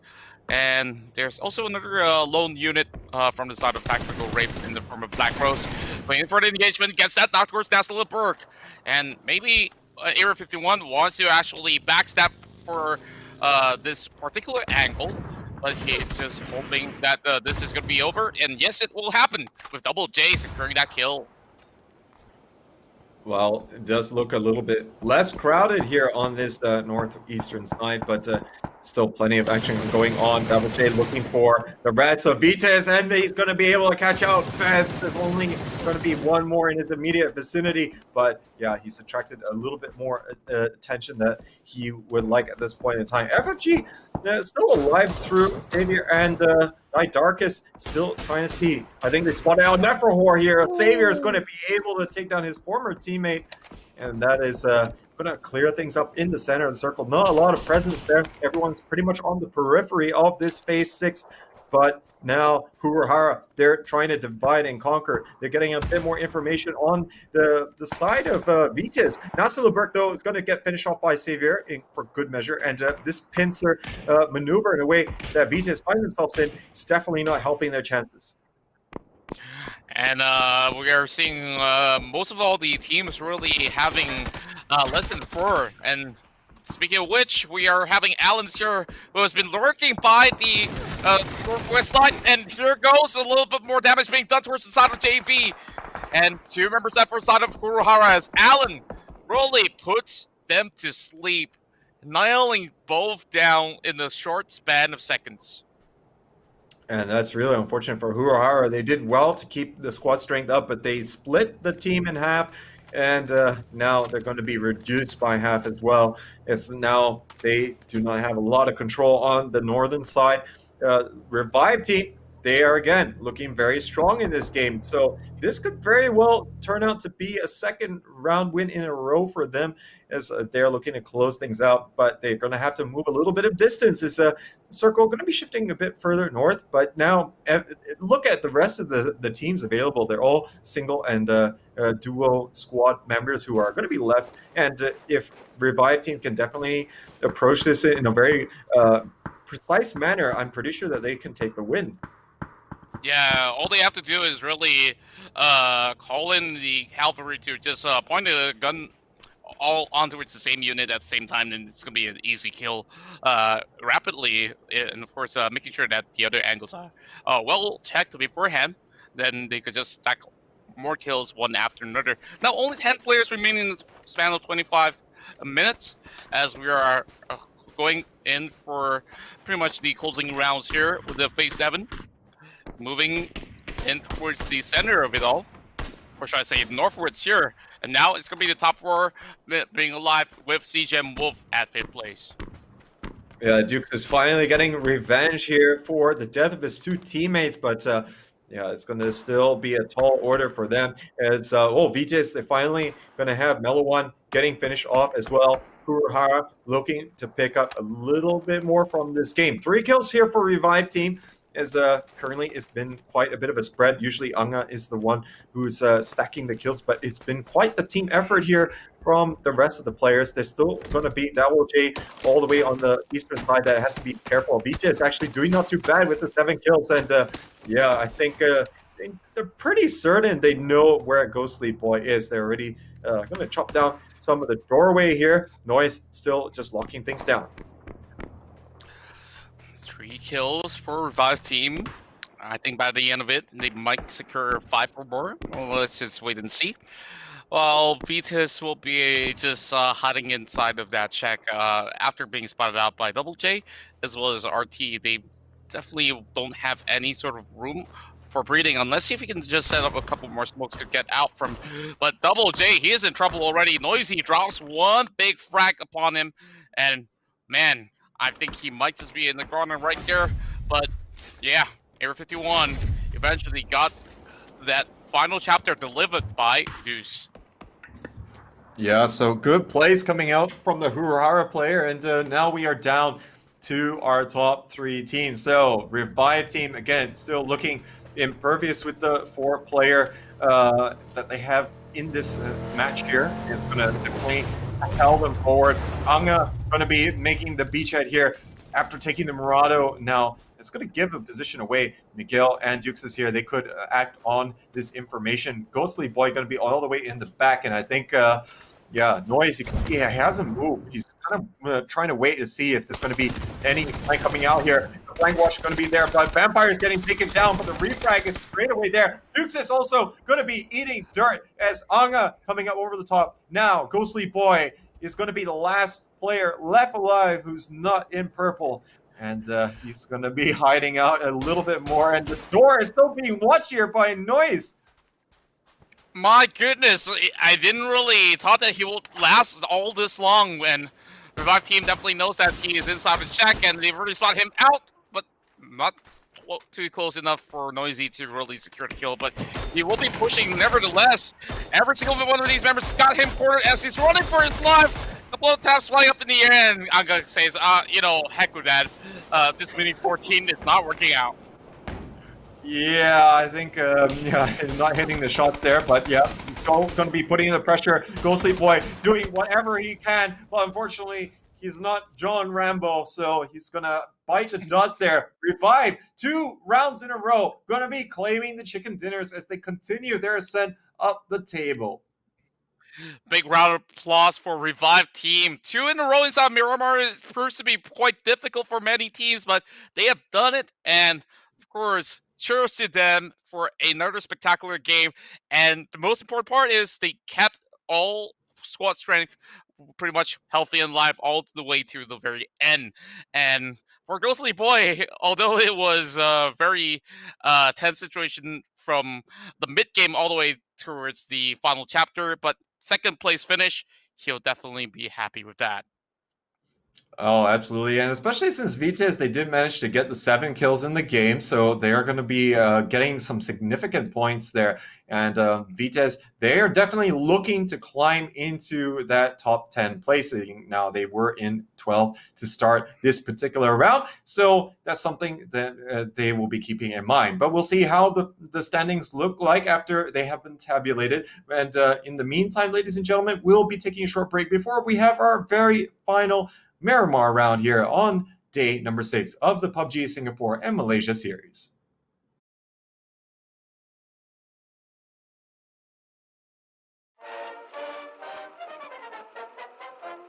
Behold, the beautiful island of Sanak. This cap of land is home to lush vegetation, rustic communities, and plenty of sights for the eager tourist to take in. Here's one now, blazing up the trails on the sturdy and reliable Tukshay. Just look at him go. But Sanak wasn't always the pinnacle of Battlegrounds locales. Just like everywhere else, it had to evolve and grow to stay relevant as Battlegrounds rules evolved for a more exciting match. From the hidden bunkers and war-torn fields of Erangel, to the A la Muerte Vamos racetrack on Miramar. From Vikendi's Dino Land and frozen lakes, to black zones of Karakin. There's a variety of Battlegrounds for everyone to enjoy. Some even have their own special features. Pick up the Panzerfaust and sticky bombs to blow some holes in destructible walls on Karakin. Ooh, watch out for that backblast. The motor glider on Erangel and Miramar lets contestants soar to new heights. Be sure to pick up the Mosin Nagant on Vikendi before you board the top-of-the-line locomotive. Convenient vending machines drop boost items on Miramar, and if you're quick enough, you can drive the Golden Murado. What a beauty. Just don't blow those tires running over a spike strip. Some folks remember a time before grabbing onto ledges was permitted in the official rules. A contestant fleeing the blue zone would leap for a ledge, only to remember it was an illegal action. Ooh, that's gotta sting. Luckily, vaulting and ledge grabbing were eventually made legal, and the Battlegrounds match excitement increased significantly.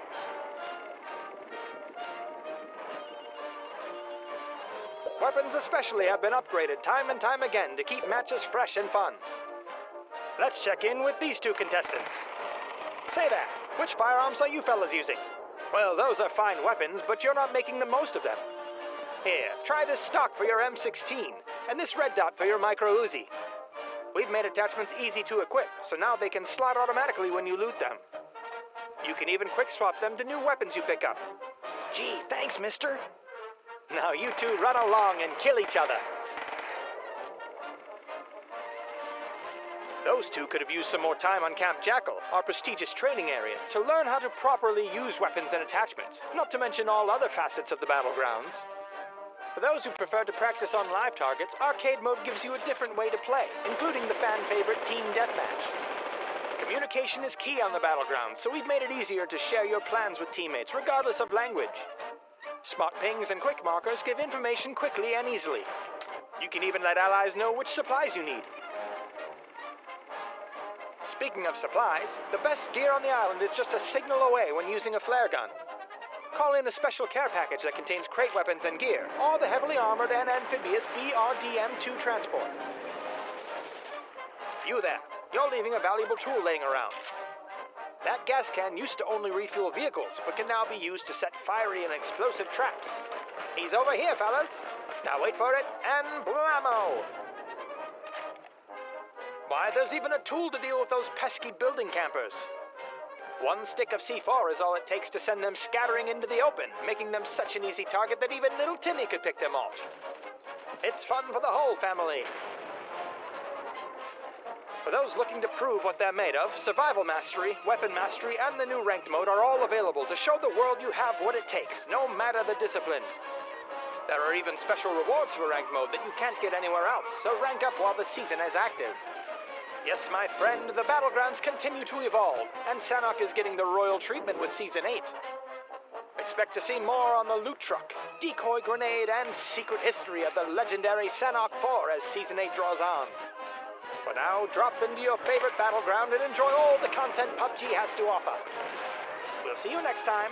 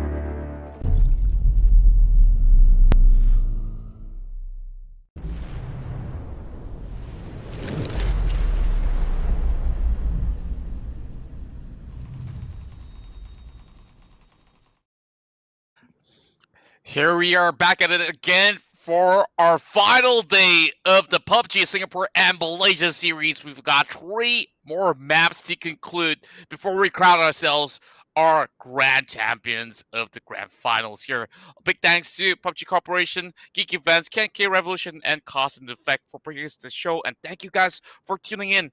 And make sure you guys stay till the very end to celebrate the victors of the entirety of the tournament.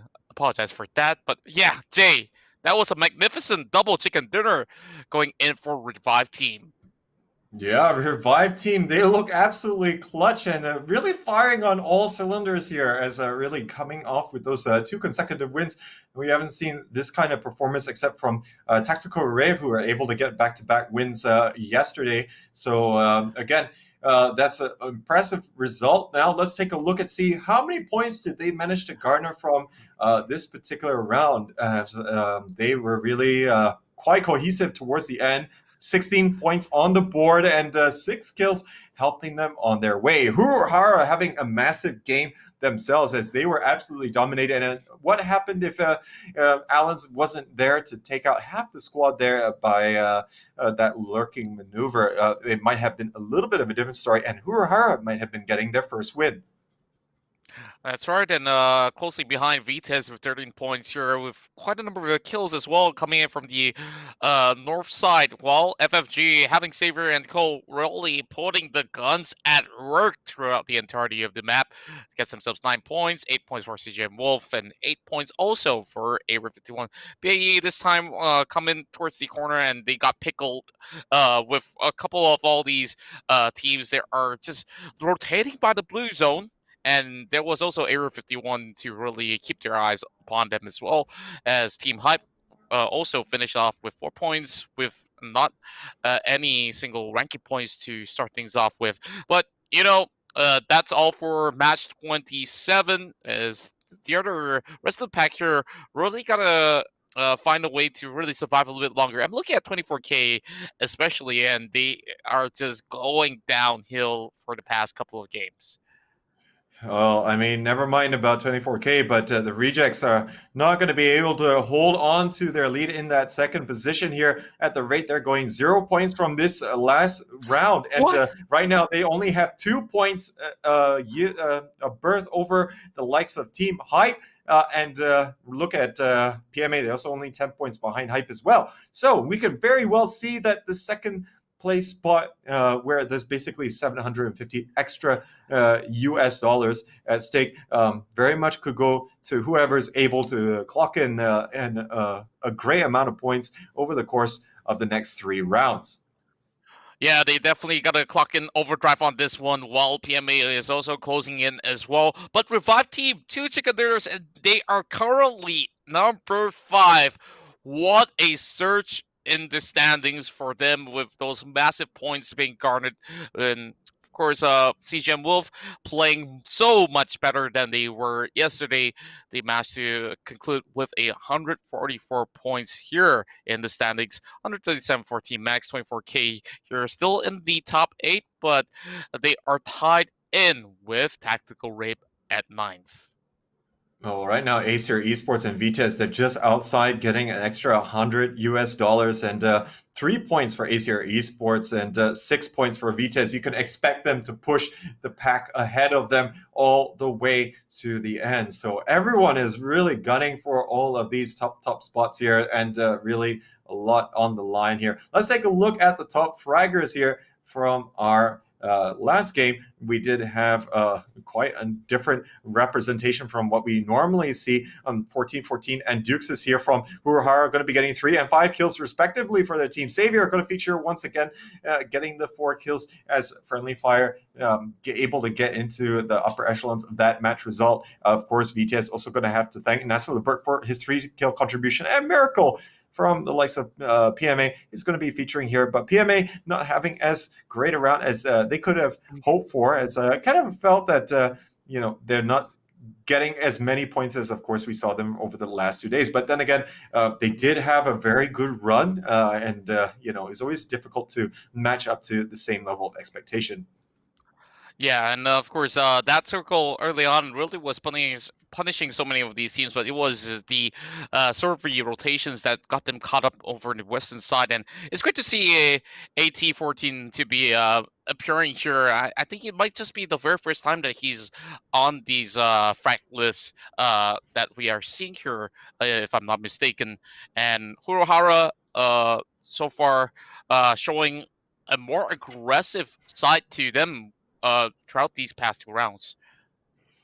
Absolutely. They've been jumping further higher up the standings for sure. But I mean, they still have some distance to make up if they do want to try and get into the 300 US dollar prize range, which is going to be 10th place and onwards. So anyways, it's great to see that they are getting on the board here. We've seen 3 of their players all featuring in the top fragging list from our first 2 games. So that's been a pretty good turn of events for them. And now looking at the landscape of this particular tournament, it's very much a case here or the fight for the second place. I think that one is still very much in contention here, as the Rejects again not putting up the consistent numbers that we saw them in the earlier stages of the tournament, and both the likes of Hype and PMA, they're kind of performing at the same kind of level, and now there's not a lot that is in it between those 3 teams. But of course, there's all the other teams are still very much hovering around that the zone where they could easily drop in and out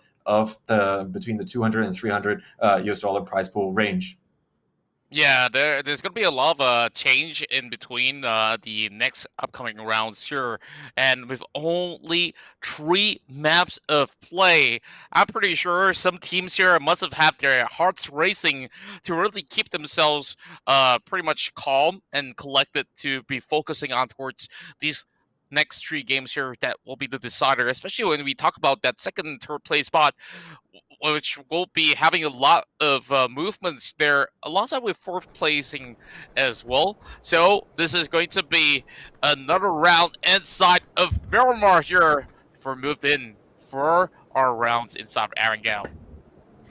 And this is our final round, of course, and we'll see how these teams want to be doing it for this particular outing. And yeah, there's not a lot of chances here left to really demonstrate the Miramar prowess, but we will see that the timer.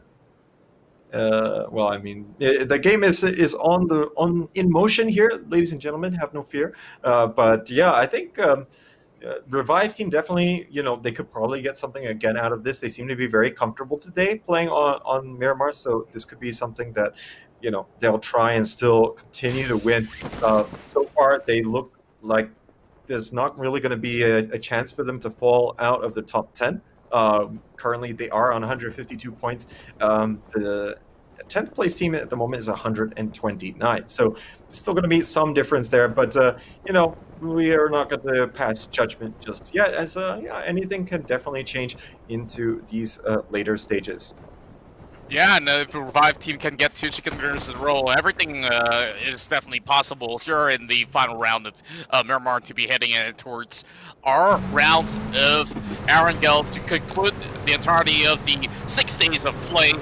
And Area 51 already having came on here, securing that pickup truck, already moving past all these sort of the northeast side of the map, as you will be able to run into the wall. I thought he would just squeeze right into the warehouse instead. Yeah, exactly. And it looks like for our very final circle, it's pretty much going to be as expected, I suppose. Just a tad bit lower than what we might have seen in some of the other games, but I guess it's still going to be familiar territory for these other teams, and see how it goes. Revive team, they're going again for a bit closer to El Pozo than not, and yeah, everyone else still very much going for their usual spots. Maybe ACR Esports is going to be a little bit different. They've been dropping somewhere else every single round, and yeah, maybe they're really trying to dig into the playbook here and see what works, what doesn't, in especially a high pressure situation. As for BBG, they are taking the center of the map. The center of the phase 1 in particular. And what's interesting to me to note is that they are having their members all separated onto a very different section, where in the 2 is inside of Hacienda, another one on towards North Hacienda, where there's going to be a warehouse, and on towards the southeast side, where there's a little bit of the waterworks in those tanks there that they have set a member to really guard that section. And I'm not too sure about this, because Battle Arena leads known to rotate northwards here. This is going to be a little bit of a hassle for them to really guard each one of their members whenever there's going to be challenges ahead. Absolutely. Though Battle Arena Elites in the previous game, they didn't really have your typical BAE game. But then again, that's just us comparing against their own high standards that they have set for themselves here during the course of the 27 matches played, as they only got 4 points from the previous one, and they kind of got sandwiched between Area 51 and the likes of Bad Boys Gaming, and yeah, just not able to make do with that. Neferhor did stay alive towards the later stages, so that did get them a little bit more in terms of placing, but ultimately that's not how you're going to be getting the majority of your points. But you can probably expect to see them be mindful of the rotations possible. ACR Esports, though, they come into fire with Cryptid. They need to be a little bit careful. They need to get the points on the board. They are in 11th position. They really need to try and jump into the next, into the top 10 if they want to try and get a bit more prize money from this. Yeah, Cryptid so far have been making quite a mark here, as they started off the tournament on the bottom rack of the list. And a lot has changed since then, and now here comes Quadro. This is by the corners of all of these edge of water treatment. Quadro Just looking to back away, finding a little bit of a better angle here to work with Wall. There's a little bit of damage being done towards the side of Baskery, while Etsis is going to be able to give him support, and not only that, he knocks out Quadro.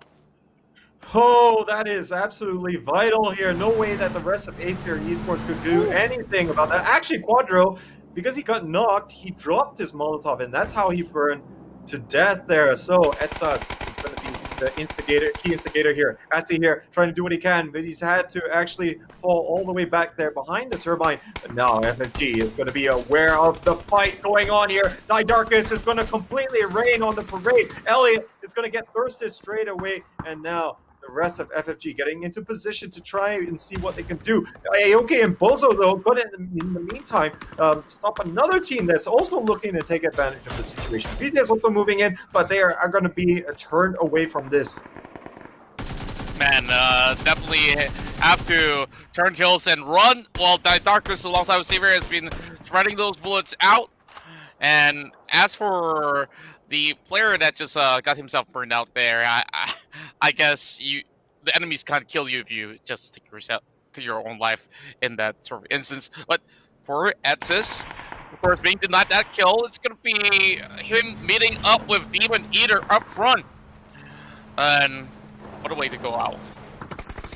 Yeah, he's holding the angle and able to catch him out there. Oh, the 6-time spray almost finishing off 14-14. Now Silver here moving further up. The utility already primed out. The lone Hurrah player, he's actually going to be off to fly away. But Demon Eater, he's going to get Asi here as well now. But it looks like Nasilberg finally will land the 6-time spray onto 14-14, and now that's an extra point on the board. ACR Esports, this is terrible for them here. Demon Eater not able to clutch it out a third time, and Shogun is going to finish him off. And ACR Esports, they really need to get some more points from this particular game. Otherwise, they have a lot to do when they start moving in. As VJs also is going to be hurting a little bit for their top 10 aspirations.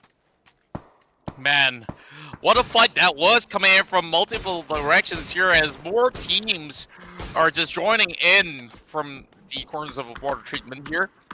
FFG just trying their best to just keep themselves with most of their units still left intact, while Batman gets a good headshot towards the side of Miracle.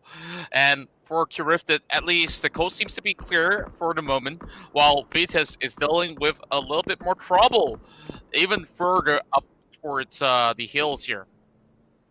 Yeah, so at the very least, they do have a congregated position and have enough natural cover to work with. There's only going to be one Huruhara player in the near vicinity, but I think after losing their player a little bit early on to Nassauberg, I don't think that they're going to want to really stick their necks out on that one. The rejects here are going to be having that Overwatch onto Team Hype. Now, I wonder if they're going to be thinking to themselves, if they manage to identify the team, are they going to be taking additional action? Because let's not forget, we did see that kind of a double header from Team Hype in the previous game at the expense of the rejects. Now, the rejects so far need to really get back on track, while Neferhor gets knocked out. Oh boy, 24K really starting to put the pain in. While Canina X, he will be shot back by Sophia from quite a trajectory from the top side of the hill, as we are seeing Neferhor still seemingly needing some help, while same goes towards those members of 24K. Oh, the shots there for Darkus not landing here, but Savior, he's actually going to get caught out by Revive Team. Not a lot that they could do right here, as it was a little bit too quick for them to really try and assist their teammate. Circle here, going to start shifting down towards the southwest a little bit, and PMA at least going to be having something in their favor after losing Miracle early on, as very often the key contributor in terms of the overall frags, but definitely think that the rest can pull their weight, no problem. This is their time to shine. Yeah, and I'm liking the circle in particular. There's still a little bit of the compounds that they can work with than just playing by those corners of the hill. But PMA, they definitely have some interesting spot there that they could really set their sights on towards many of the teams. While BAE, after getting that sort of damage being done, they are looking to rotate already. They know that this long engagement here is not going to be giving them any sort of advantage with the phase 2 really shifting in real soon. And now 24K, they have managed to get their players up, but Battle Arena Elites, they're 2 down after that earlier fight. M0 though, he's going to be eating it now. It's Bad Boys. They're starting to make short work of some of these players, but Zama and Kachik, they're both going to go down here. And not able to sustain in that long-range engagement. This northern side is getting very crowded. Everyone's starting to get in. Spaggy here trying to repel whatever assault is coming here, but that prone maneuver is not going to allow him to try and jostle with the last 2 players of Bad Boys Gaming. They're going to finish off that rejects player, and now they're down to 2. He did get 1 frag early on, but I feel like being outnumbered in that scenario definitely didn't turn out to be good for the rejects. Now, I believe it is going to be Batman that's still alive, if I'm not mistaken here. 48 players still remain on the map after the span of 10 minutes of play, as we are going to be moving in towards the quarters of PMA. And I'd really like to see teams playing on this corner of the hill here, because there are still a lot of places for them to really play with the terrains. Yeah, and right now they are a little bit, wow, they're covering quite a bit of distance. I'm not sure what the overall game plan is here, but they should be able to have quite a bit of information between all of the players. Now, other teams still going to be in motion. Pasha, he went all the way down on that eastern road, and now he's trying to enter in here. But there's this 2-2 split here for Tactical Rabe, and this could be a little bit dangerous. He's actually managed to circumvent just enough, as he's bound to meet up with the rest of CG and Wolf. And yeah, he was really separated for the longest part. I'm not sure how this played into the overall strategy, but now they're at least going to be able to have a very consolidated effort. Yeah, and what a great snipe coming in from Ezo there with his AWM.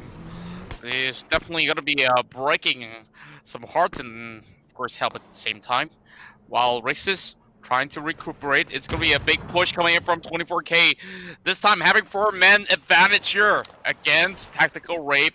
Well, they have already prepared quite a number of nades here. Let's see whether or not can 24K flush out the entirety of Tactical. Now the pushes commence. Yeah, moving in there, unloading the utility. They're already going to be tossing in the flashbangs here. And right now, it's going to be their level 3 moving in first, but Ezo gets taken down. And things are now going to be a little bit more insightful. They know someone's in the adjacent building here. Rixis, though, with that knock. Now, Black Rose going to be upstairs here, trying to watch the angle here, but Bio62 is ready. And now, looks like Rixis, he's going to get caught out. Bio62 carrying his team. Ezo is still down here. Bio62 with the third. Can he finish off the last player? Currently, it's only going to be Afika that's left, and she's right far away. But she at least has that position in the circle, as now 24K can reset and have their best result of the day so far. Well, Bio has been as sharp as ever, and it's great to see him be back on his top form here to be able to just sweep the floor, leaving only one member of Tactical Rape to survive by the corner of the warehouse. And maybe if they do have their fourth man with them, it could have been a little bit different, but hey, Bio62 just wiped them entirely with such a clinical finish. As the circle goes in towards the valley between the Kato as well as the graveyard, teams are struggling to really book themselves a corner here, as Afika is opting to just take this small shack to just hide out for now.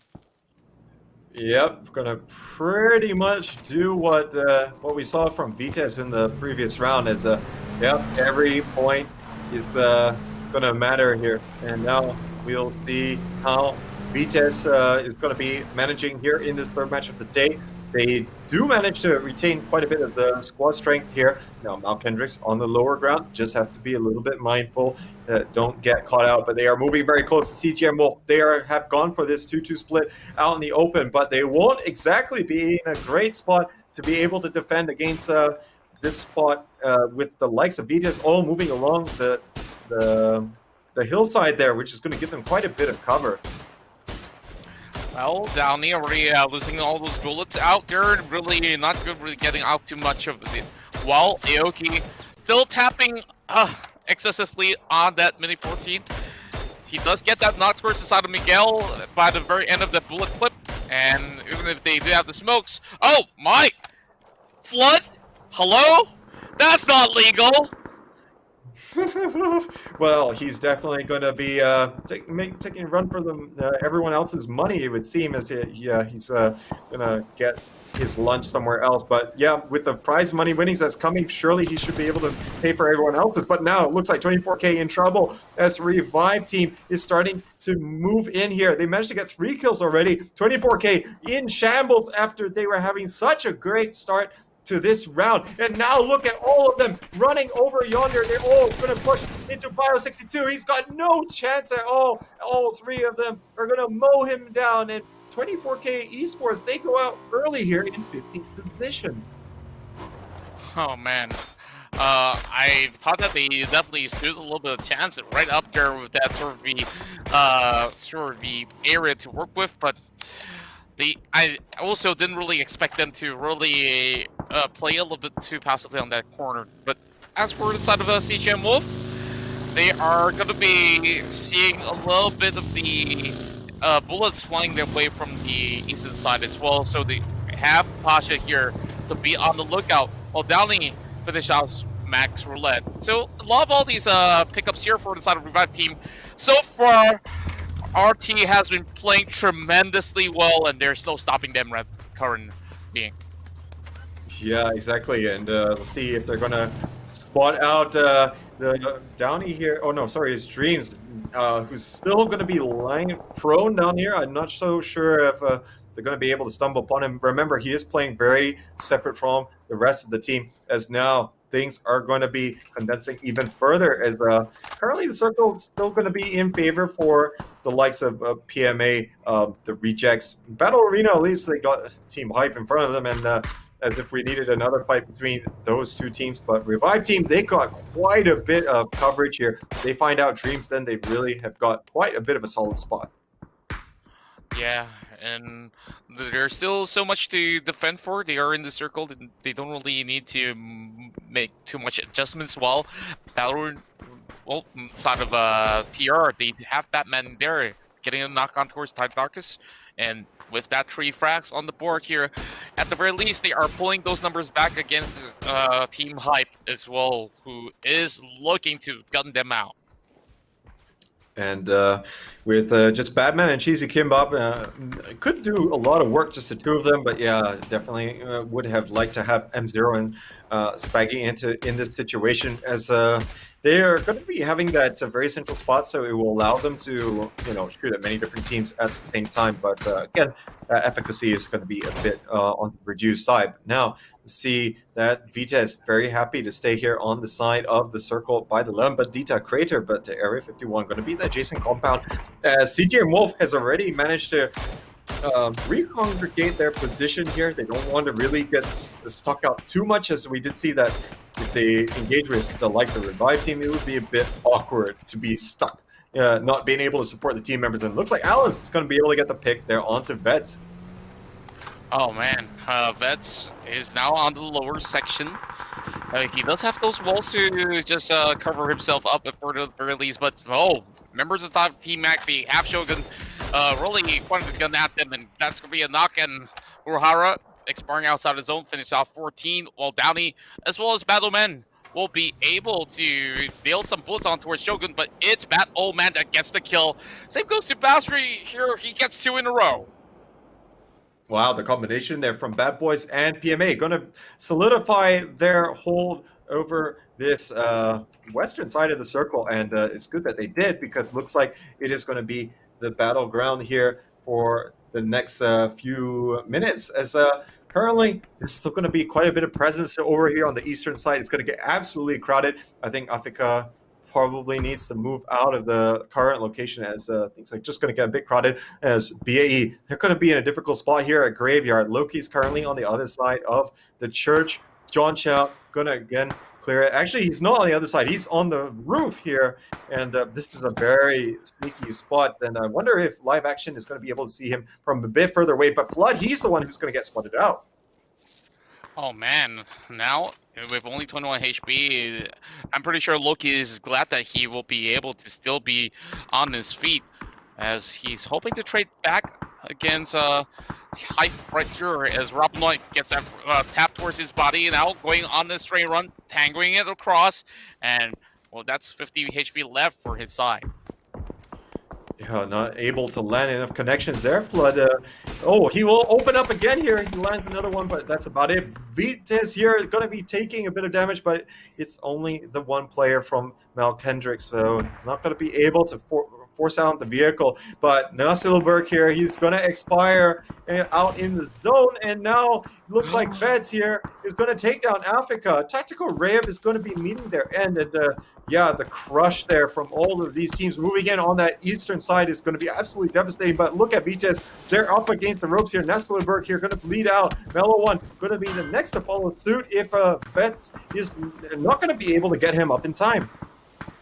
And there's bullets coming from multiple directions, and it's going to be tough for them to be playing out from that small shack. Well, Alice will be able to name Mellow One as we speak about that scenario when Makanti Shidaki with that really good shot there upon came on. And Flood, oh my, he's running past members inside of CGM. Wow, I'm not too sure what's going on there, but yeah, BAE going for that long rotation. They were at the graveyard, but now Revive team looking to solidify their position, and they're going to catch out Mal Kendricks with a nice headshot. Veds here has got quite a lot of problems, and this is not fine at all. They have got everyone from CGM Wolf in the surrounding area, but Slightly not able to catch them out just yet. As the smoke is crazy, Vets though is going to be able to catch him out, but not before he meets his end. It's actually a Revive team on top of the hill here who's going to actually be there to the detriment of the last surviving, or now recently deceased, Vitas player. How many teams will have to just be in the shack and got caught out? I don't know, like, it's definitely a very tough place to be with so many of all these players getting ready by the corners of the hill, especially with Revive team. This time, 9 frags! Are you kidding me? Revive team, absolutely unstoppable, and as we see Hype trying to actually secure this vicinity of the slums, he's already spotted out his target, as the Rejects here is trying to be keeping them outside, but Kimbap opening up with a break nade towards Rapinoe. Oh, that's going to be a vital pick here. It's going to slow things down ever so much more. But Badman getting spotted out. He's going to be tanking a bit of damage here from live action. But, oh, Cheesy Kimbap going to get spotted out. But they're not going to be very well aware how many players there are here. Badman forced to fall back ever so much here. But the utility starting to come out. They didn't see him relocate ever so much more, but I think they're going to get the picture here in just a moment. But now there's going to be the knockdown there, but it's not going to matter as they're going to be able to straight away trade back onto Badman. And now CGM Wolf, they're getting spotted out. Hype is absolutely crazy here for more kills if they want to try and catch up to them players here. But Vampires, he's going down. What happened to Revive team? They're losing everyone at the hands of CGM Wolf. Man, it's going a little bit downhill for the side of Revive team as members of CGM Wolf are just rushing upon them. But Shidaki, though, this is 7 frags all by himself. I'm not sure whether or not can he clutch it out. And as we speak of it, it will be Downey and Pete's. And Downey, they're really getting another pick off down below. Oh, PMA getting in on this action is going to be absolutely devastating for Revive team. They look pretty good there at that moment. 4 men up with 9 kills, and you know, you wouldn't have a bet against them for getting a 3rd chicken dinner in a row, but it happened, and they are going to be out here.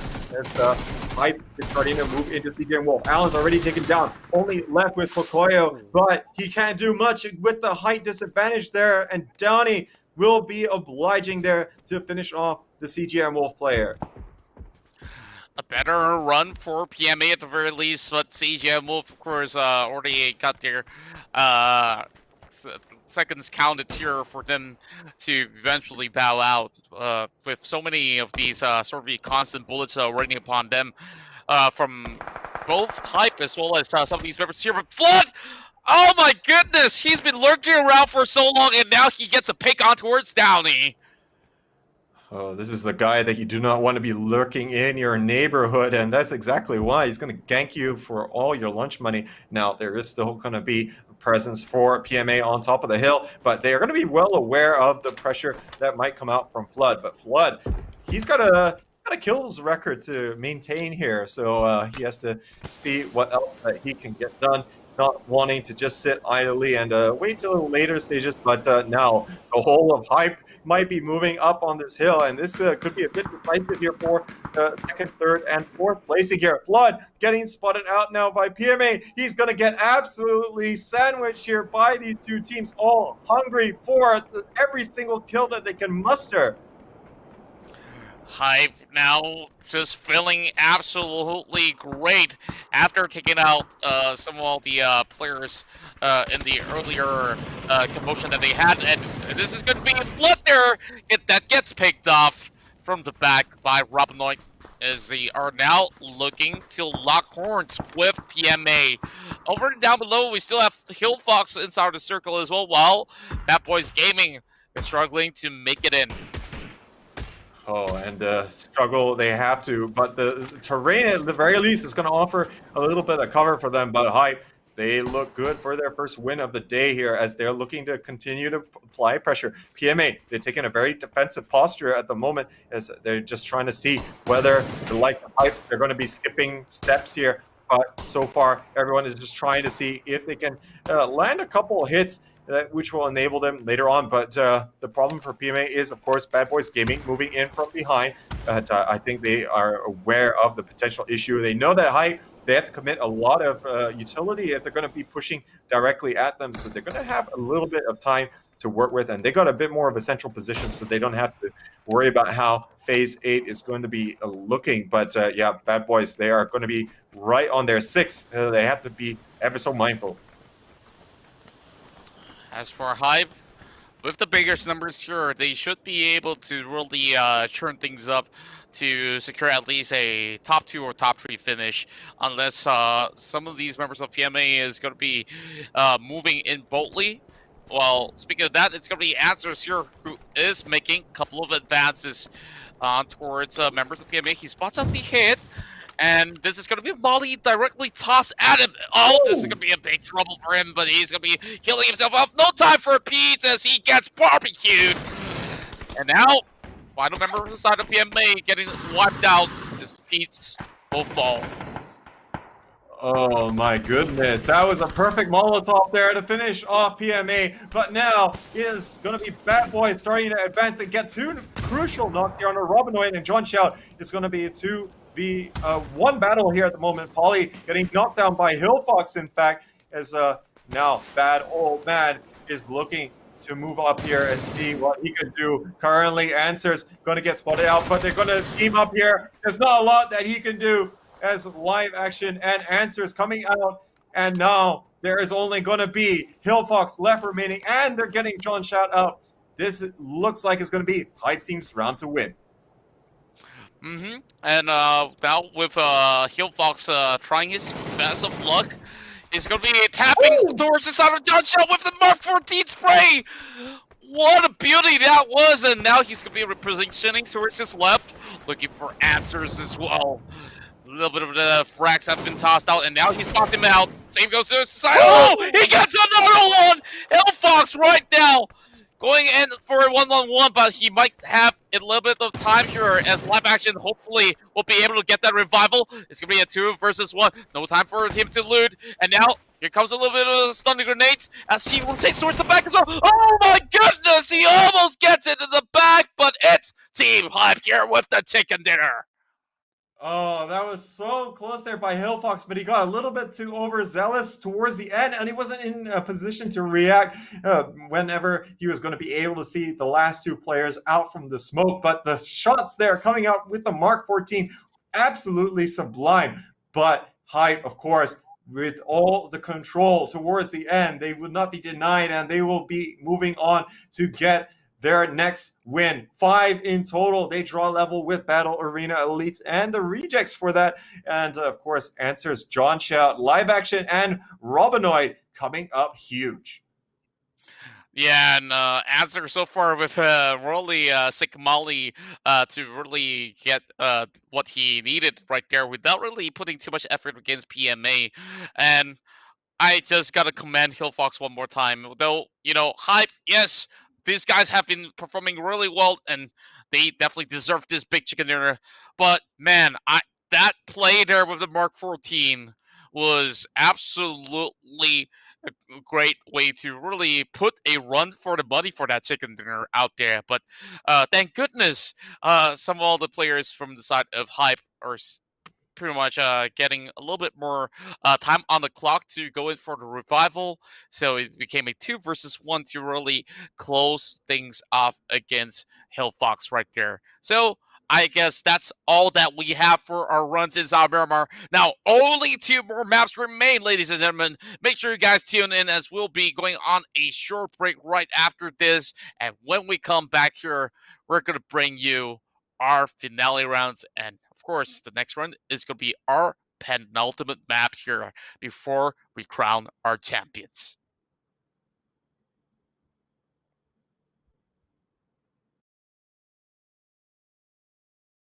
Rolling down the lonely roads of Sanhok is PUBG's latest feature, a heavily armored loot truck carrying a treasure trove of gear for those persistent enough to take it down.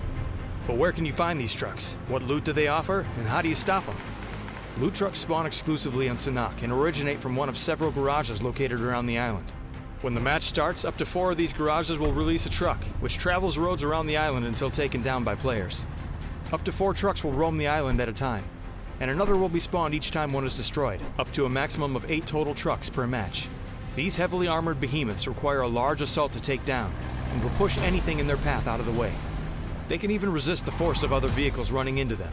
In fact, the only way to stop a loot truck's movement is by deploying spike strips, though even then the pause is only temporary. Still, a stationary target is easier to hit than a moving one. Loot trucks take decreased damage due to their heavy armor, but they do have some vulnerabilities.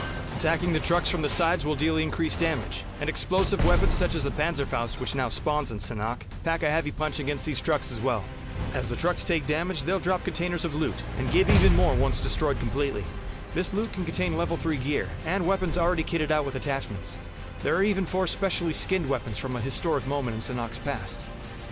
One quick note, loot truck explosions are no minor thing, so make sure you give them some room when they finally go boom. Every shot fired is a signal to enemy teams, so you'll need tactics, persistence, and speed to take them down and safely loot their treasures. These trucks often travel through the reworked towns of the island, so start here if you want a little more cover while you take them down. Loot trucks are spawning now on Sanhok, so grab your team, some explosives, and a lot of ammo, and drop in today.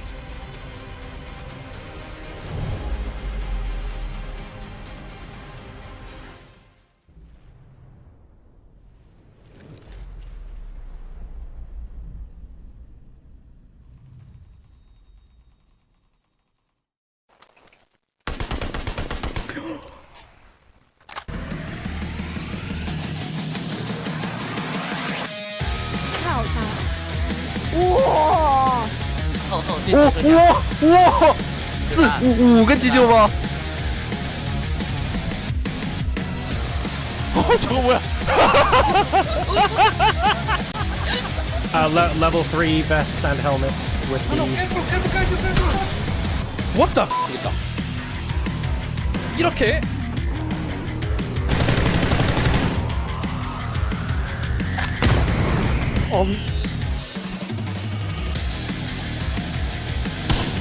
아치!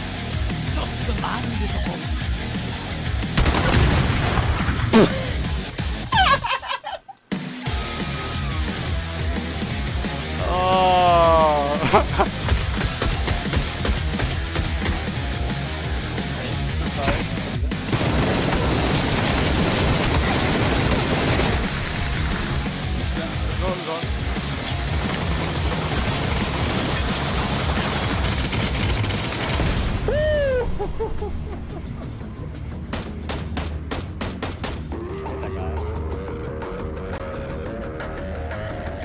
press F.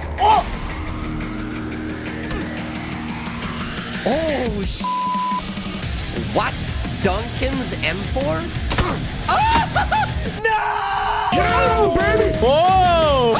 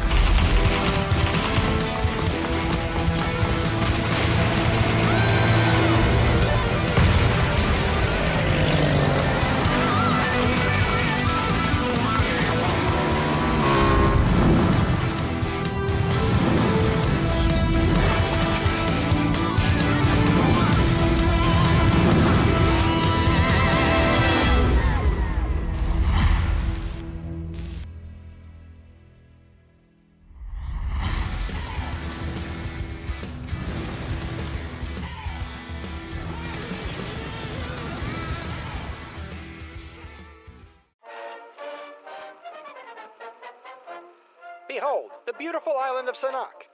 This cap of land is home to lush vegetation, rustic communities, and plenty of sights for the eager tourist to take in. Here's one now, blazing up the trails on the sturdy and reliable Tukshay. Just look at him go. But Sanak wasn't always the pinnacle of Battlegrounds locales. Just like everywhere else, it had to evolve and grow to stay relevant as Battlegrounds rules evolved for a more exciting match.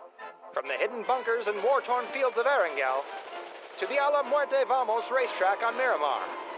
From Vikendi's Dino Land and frozen lakes, to black zones of Karakin. There's a variety of Battlegrounds for everyone to enjoy. Some even have their own special features. Pick up the Panzerfaust and sticky bombs to blow some holes in destructible walls on Karakin. Ooh, watch out for that backblast. The motor glider on Erangel and Miramar lets contestants soar to new heights. Be sure to pick up the Mosin Nagant on Vikendi before you board the top-of-the-line locomotive. Convenient vending machines drop boost items on Miramar, and if you're quick enough, you can drive the Golden Murano. What a beauty! Just don't blow those tires running over a spike strip. Some folks remember it.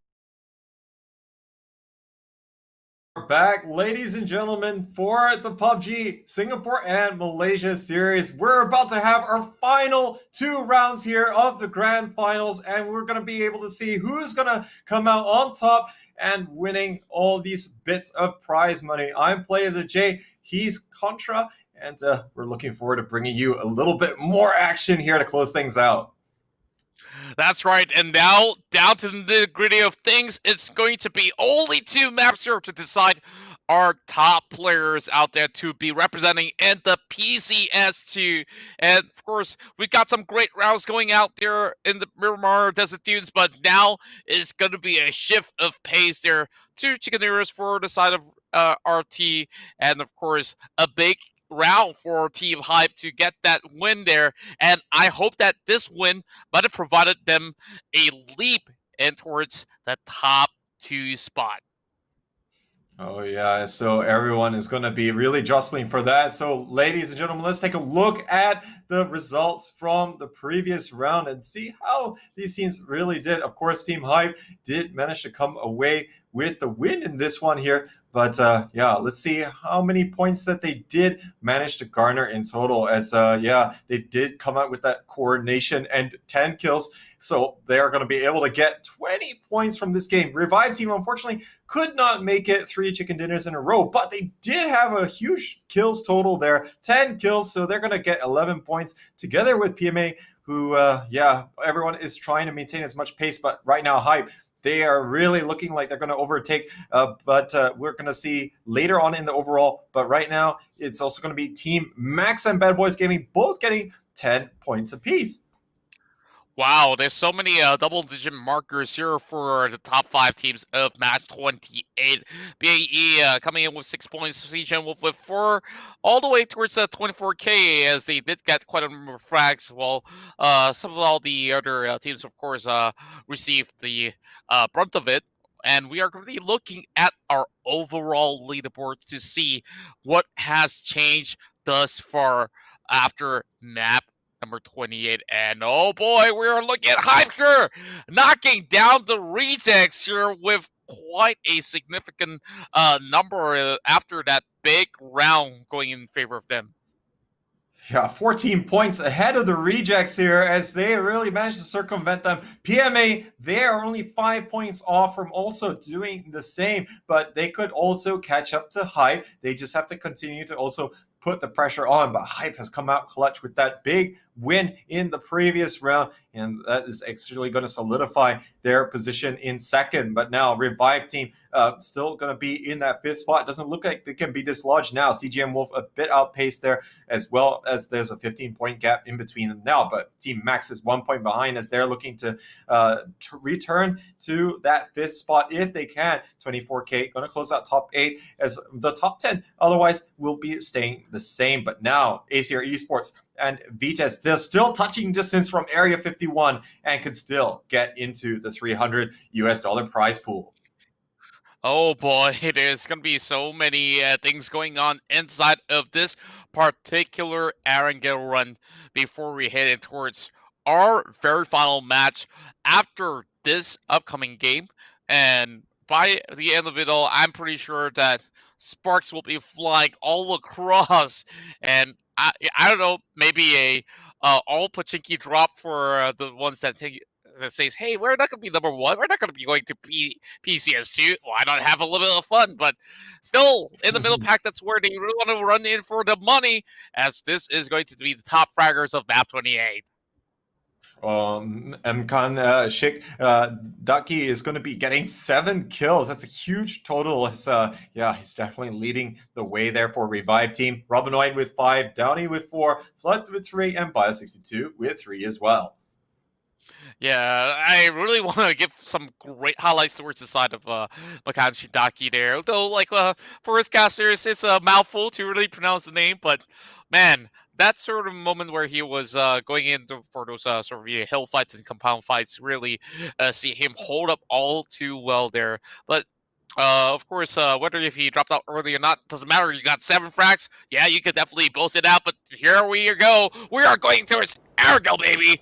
It's Player of the Day alongside Contra bring you the PUBG Singapore Malaysia Series casting on the desk. And of course, big shout out to PUBG Corporation, Geek Events, KK Revolution, and Cause and Effect for all the matches that has happened throughout the past couple of days up till now, towards now. And of course, big shout out to our production team for giving us such a beautiful scene throughout the entirety of these matches. Oh, I totally agree. Big thanks to everyone. And of course, the players, you know, for putting on such a show. You know, I mean, they have been training and playing their hearts out so much, and so with so much on the line, this is really something for them to still have to weather the storm for another 2 rounds. And wow, looks like we're in for an interesting circle. It's going to be enveloping the entire of the Milta region, and not too dissimilar from a similar circle on the other side. But Hillfox going to be able to take down Miguel in a very early altercation here with Huruhara. It's going horribly wrong. Not to mention that JV, I think he disconnected or something. Yeah, he disconnected because he dropped out at the last possible spot there over Sosnovka Island. Oh, that's very unfortunate. But once again, Hillfox being pretty much the king of first blood so far, as we've seen so many rounds being played out with him really starting off with some really solid opening. Now, as for Slide D, they won't really have to worry about any extra visitors to be coming in towards Razok this time. As CGM Wolf today, very much on form. The question is still, can they make this sort of a clutch play till the very end to get that chicken dinner? They are one of the top teams that has never won a game so far. Yeah, that's right. And I mean, they've had pretty good rounds today, especially in the first 2. But yeah, we probably need to see a little bit more from them. So far, over the course of the 6 days, we see most of the teams, rise to the challenge and, manage to close out a game. It's been a little bit elusive for CGM Wolf. Yeah, as we talked about earlier today, they had at least, I think, 3 second placings and maybe 1 or 2 third placings, So, I mean, they're getting up there, but it's closing things out and making sure that they have the squad strength to do so. Because, in those situations, it's very rare to see them, really be able to take the game by the horns. And when they did have it, they kind of fell flat on their face. I think it was either day 3 or day 4 that Max team, they were able to win in the 2v3 battle against CGM Wolf and then finish off the final FFG player in the form of Didarkus. So, yeah, we need to probably see just a little bit more when it comes to these final stages of the games from CGM Wolf. If it's not for today, then definitely the next time that we have the Singapore and Malaysia's finest PUBG teams come together. That's right. There's still multiple more upcoming opportunities for our pro players to really make their mark, whether it's locally or regionally. As the rejects now, this time, will be moving up ahead after really up form. They're hoping to pick up somebody who cuts across Milta, and maybe that could be Battle Arena Elites. But honestly, Battle Arena Elites, they don't really have to move anywhere far from the radar here, as they are already smack right in the center. RT gonna be, TR is gonna be doing the same, while Team Max, they're all scattered across, one in Gatka, one across the river right there as well. So I'm wondering whether or not will they possibly go in for the hunt against Huruhara. Yeah, so Huruhara, yeah, they're all scattered, but it looks like JV is back in the game here, so at least they have that going for them. But it's still going to be quite a bit of that for them to settle in this game, I feel, though. Right now, they are kind of inside the zone already, but at the same time, it's not an ideal spot. Let's not forget that with this kind of circle, the whole island section is negligible because it's actually not going to be playable area later on. The circle's definitely is going to be prioritizing on the main island more than anything else. So that's already something where a lot of these teams are going to have to want to pile into the center. We did see a lot of Battle Arena Elite players, again, go for their typical Milta. The rejects also heading for the farmland just towards the western side of it as well. So, yeah, teams have to be a little bit cautious now. They want to try and get their strategy off the mark. Yeah, as we are seeing most of all the players now still trying their best to figure out how exactly to maneuver their way in towards the circle. This will be a Groza here with an extra cheek pad, while the other stuff pretty much ordinary level 3 stuff that you can find all across all these supply crates. While it's going to be a BBG here that needs to decide when exactly should they make that cross, or should they stay longer in Novo? Should they take a boat in towards the Kafka, well, we don't know. Well, Roulette though, that's a little damage being done there. And well, Hill Fox as well as Roulette once again, they're going to be able to get a little bit more numbers. Oh, everyone trying to pull off K-Mines right now after seeing Slidy do the same yesterday. But yeah, that's going to be a nice pick off there for Team Max, as they also want to try and put pressure onto Revive Team and now CG and Wolf, who have both overtaken them. But now they got Acer Esports. Acer Esports, they need to really get some points on the board, as kind of been faltering in the last few rounds. They are only 2 points off getting into 10th place, and they're going to be kicking themselves if they can't get a net 2 points here. But Area 51, I mean, they've been consistently getting into the mid stages of the game in a more or less decent shape. So it's, again, going to be a little bit of a difficult proposition. And this also comes to the point where, do you start jostling with teams on purpose based on what you see in the field and on the kill feed? Yeah, maybe they should be doing exactly just that. And Acer Esports, of all of the other teams, they have some of the biggest moves up and down the board very inconsistently, if I really must say. So hopefully these 2 games here will be treating them well enough, or they just really have to just hammer it through and just push their limits to really get in towards maybe the top 5 if they can. And here comes Turf 4K here, already losing out on Ezo, where Bio hunting people out. He's got that 8x0 in the back as he's hoping to pick off FFG.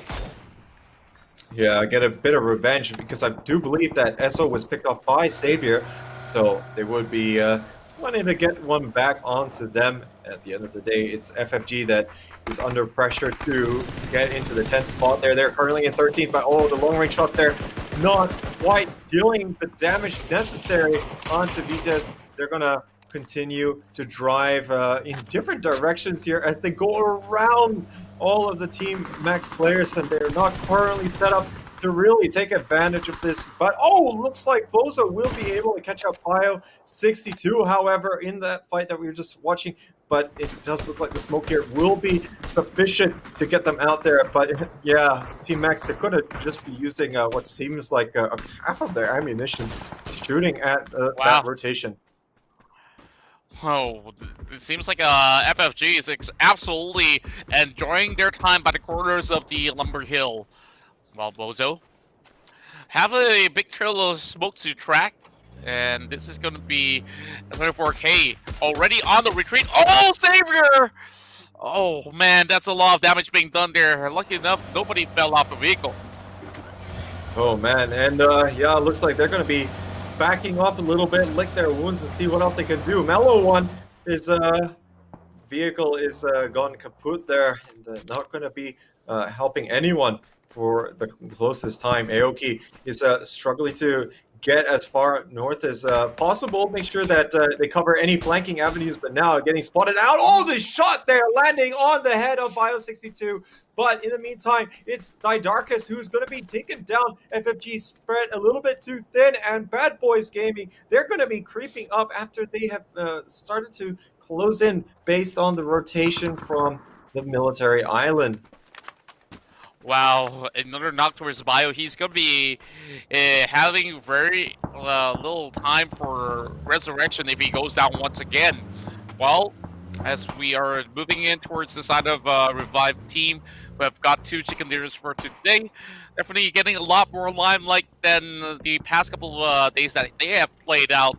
And it's great to really see them shine as we are having some bullets being flown in from CGM Wolf. And FFG still trying to engage with 24K, it would seem. I know they're both in the zone, but again, this is not really necessary. But then again, this is the second to last round. Vita's here under pressure on top of the hill. Oh, the shot's landing there for Spaggy. Wow. And all of them are going to be taken out. But yeah, hats off to M0 for getting the initial 2 knocks. And Vitas, that is, again, the teams that need the points the most to get a significant amount of prize money. They seem to not be doing an awful lot. So Vitas, they were 5 points off just now, but I doubt that they're going to be able to overcome the difference now based on what we've just seen. Yeah, and I definitely felt that they should have known that M0 was shooting from the same angles of the Harry Potter Tower at the very least, and they just walked right in. Yes, you want to get those revives, make sure you pop a smoke. Hello? Like, that is still pretty much some open space that M0 could still get those pickoffs from, and yeah, what a way to really get out of the game where it could have been avoided, honestly, if you ask me. Yeah, and I mean, yeah, you shouldn't be stingy with your utility. I mean, it's there for a reason. If you're getting into the final circles and then you finish all your smokes, okay, maybe then you can refine your gameplay to, you know, pace it out, you know, or make sure that you reserve it for that one final transition that you really need it for. But yeah, I can't fathom exactly the rationale here, but it's going to cost Vitas, and they're going to go out in that first position here in this game. And yeah, I mean, you know, it's like, hey, I would take the $100 any day, but then again, I'm sitting here and they're the ones, you know, who are, you know, under pressure here to really try and get some results. Yeah, I'll give them the benefit of the doubt. Maybe they just don't have smokes to work with. So, yeah, there's that as well. But FFG here, after those long drawn-out fights, they're going to be taking some extra goodies from Ty Darkness's box, as 24K has already fleed off to elsewhere. But the rejects, they got company. It's going to be a tactical raid that's going to be invading the same building where Lokis is going to be at. Oh my, it's going to be another fight here as we are zooming past 24K that has just arrived to the scene. And Lokis will be hopping downwards as Network gets that big knock. We'll have all these sort of struck downs here, and it will be a couple of members from the side of 24K hiding behind the garage. Well, a little bit of peek here, and Loki's get that tap! What a beautiful finisher! And there's going to be only very few members left for the likes of 24K. Oh, Bio62 not having a helmet is really going to cost him there. The flick there from Loki's is going to be good, and now he knows exactly where this final player is going to be for 24K, and he's kind of resigned to sticking on the outside. But in the meantime, the rejects still having to try and deal with the PMA players now as well. Neferhor getting run over as well. It seems as now it's going to be CGM Wolf moving in on the compound, but now Downey is going to be the one to start to make that pressure count for quite a bit there in the fight with the rejects. In the meantime, Flood, he's going to be back up off the ground, but now this fight here is looking a little bit precarious as everyone around here is going to be in a great spot. A lot of all these woods coming in from the outer section as well. We are seeing some of the players from the side of FFG really butting in towards this fight that they have. Makashidaki will be knocked out by Messi here as Kamon secures that kill. And Hillfox, he's been trading for a little bit, but oh my goodness. Oh, okay. What a way to go out. Yeah, third-party fire coming in from Savior. He's going to be able to take that kill. But now PMA is starting to repel against the likes of the rejects here as M0 is moving in. Already, they do have Downey on the ground, but this is going to be a bit dicey. They've already had to pop the Molotovs here to try and fend off this push coming in, but the nades still flying in through there. But M0 running out of essential utility that can make a difference here. They should be able to get the res off in the nick of time, but M0 again trying to see if he can ledge grab onto the awning there. He might be able to get a little bit of better vision. Oh, he does actually get on top of it, but he's going in for the peaks. He's not really getting all too much out of it, as every single one of these members are getting those angles in. But oh my, he's getting spotted out already. 20 HP left for M0, while Spaggy's holding on towards the smoky open areas of the warehouse, of course, while PMA showing off an absolute perfect defense for the moment to combat. Looks to find a different spot to really take this fight. Oh, the rejects, they really need to win this one here, but now Pasha is really trying to draw attention to himself here as maybe even taunting the rest of the BAE players after, let's Oh, not what? forget, they did run over Sophia, but now Area 51 moving in, the rejects, they're facing so many problems trying to repel this, but they managed to take out 2. No, it's actually going to be team knocks there from the vehicles. Now, it's going to be absolutely detrimental to the side of the rejects. They're going to lose everyone. Messi going to get the final 2 kills there after they're going to make amends for the team knocks that they had from the vehicles. My goodness, there was 2 teams charging at the same time, and even Tactical Rape, they are by the edge of this farm right here. This is just going topsy-turvy inside of the farm, and man, I'm going E-I-E-I-O.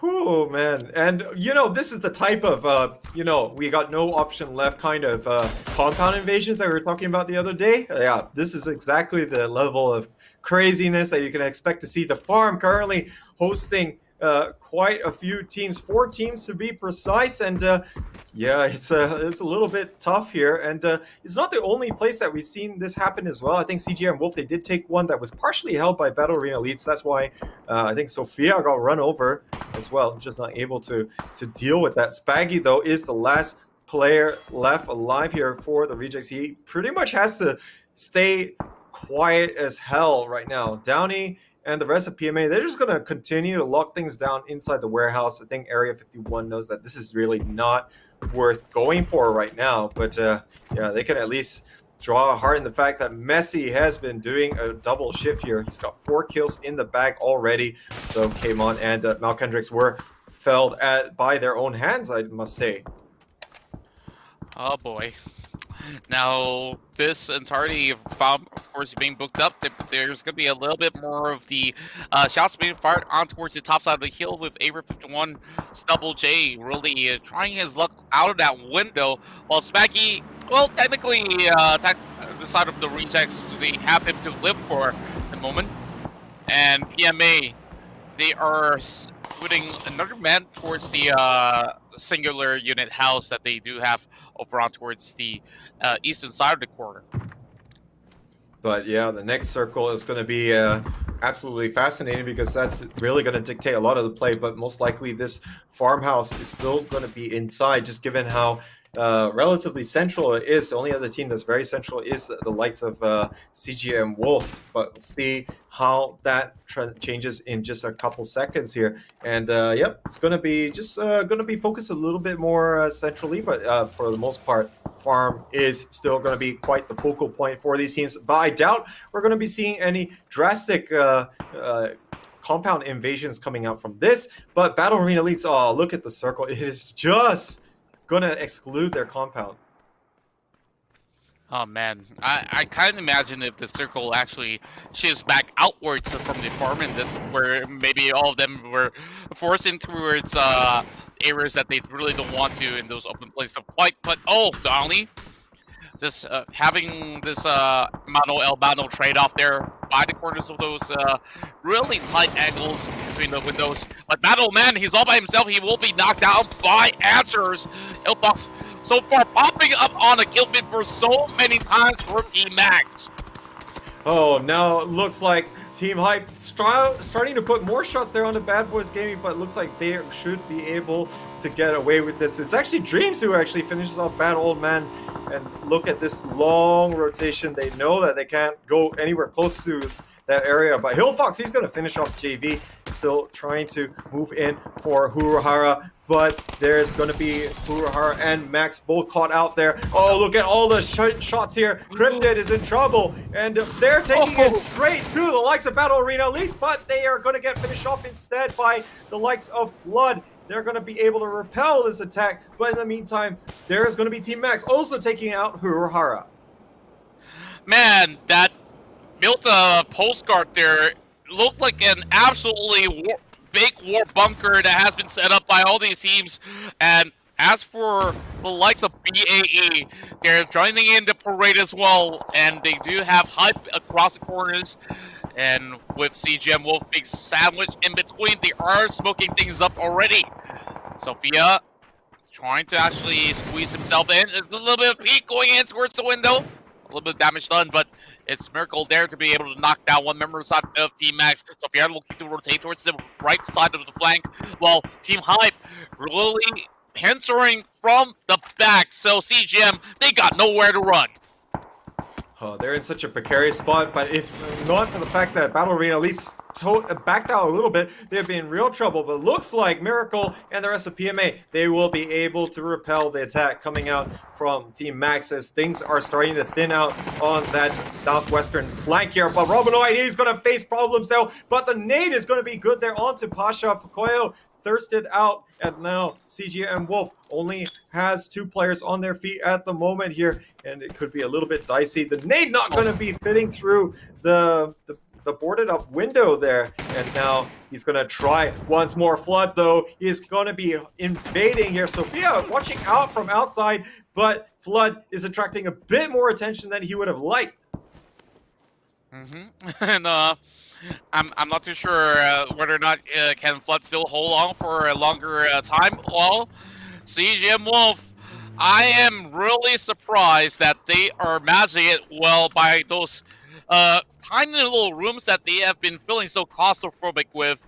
Now, all they have to do is wait for them to really come out, because the circle is not favoring them anyways, as live action will be the one to be looking out for those kills. And right now with the circle moving away from farmland, is going to get absolutely insane here between the 3 remaining teams. Of course, there's still Area 51 in for Spaggy all by himself, lonesome, but there's still one more PMA player. Spaggy going to unload there versus Double J. Double J trying to return fire here, and Spaggy with only himself to work with. This is, of course, going to be a bit more difficult. It looks like Tactical Ray, they're taking the smart way out here, but they're going to be running into problems there in the form of Hype. Robinoid is going to take down 2 with the Mark 14, as Answers is going to be able to weigh in, and this time actually taking down Sophia. There's only going to be Flood left here for the Battle Arena Elites players. Hype, there seem to be everywhere. Live action is going to be low HP, but he's safe for now. Robinoid, though, takes out the last Tactical Ray player, as now they're going to be gatekeeping the rest of CGM Wolf and the lone BAE player, Flood. They have sneaked their way in, and they have reaped the rewards, and CGM Wolf's final member will be laid to rest. Well, Spaggy, so far, although he has only 1 pointer of the frag, he is surviving to reach the top 7. Really a great run for him so far. But there's still the other top gunners out there really stashing things up, especially PMA alongside with Team Hype that has been taking so many of these kills on their favor. But Area 51, the next one to crash out, and BAE, they are out as well on 6th place. Oh, Revive team finish off Area 51, and then we see FFG finishing off the likes of BAE. PMA is going to take down Spaggy finally, and this could be their game to really leapfrog, but there's still going to be the threat there from Team Hype. Team Hype, of course, is on a tear. They've already moved into that 2nd position, and they're looking to solidify it. 6 kills on the game, and all 4 players remaining. Them versus PMA. This could be a big decider here, depending on who is able to take this fight. But PMA, they might not be set up too well here. Answers going to be able to catch out Miracle in quite easily done fashion there. Excuse me. And Pete's also going to follow suit. Wow, Team Hype is definitely going to be bringing on the Mark 14s. He got one in the form of Robinoid and another one in the hands of Answers as well. Brings so much pain to everyone across the fields. And they are now having the control of the southern side of the circle. This phase 7 here will be seeing some players leaving that garage over at northwest side, but they are still trading in. Members of the side of FFG, they have been there from the get-go, and they haven't really moved all too much. Well, they have 4 frags. They're looking for more in the form of Revive Team. Revive Team today with a meteoric rise. They're not looking to back down.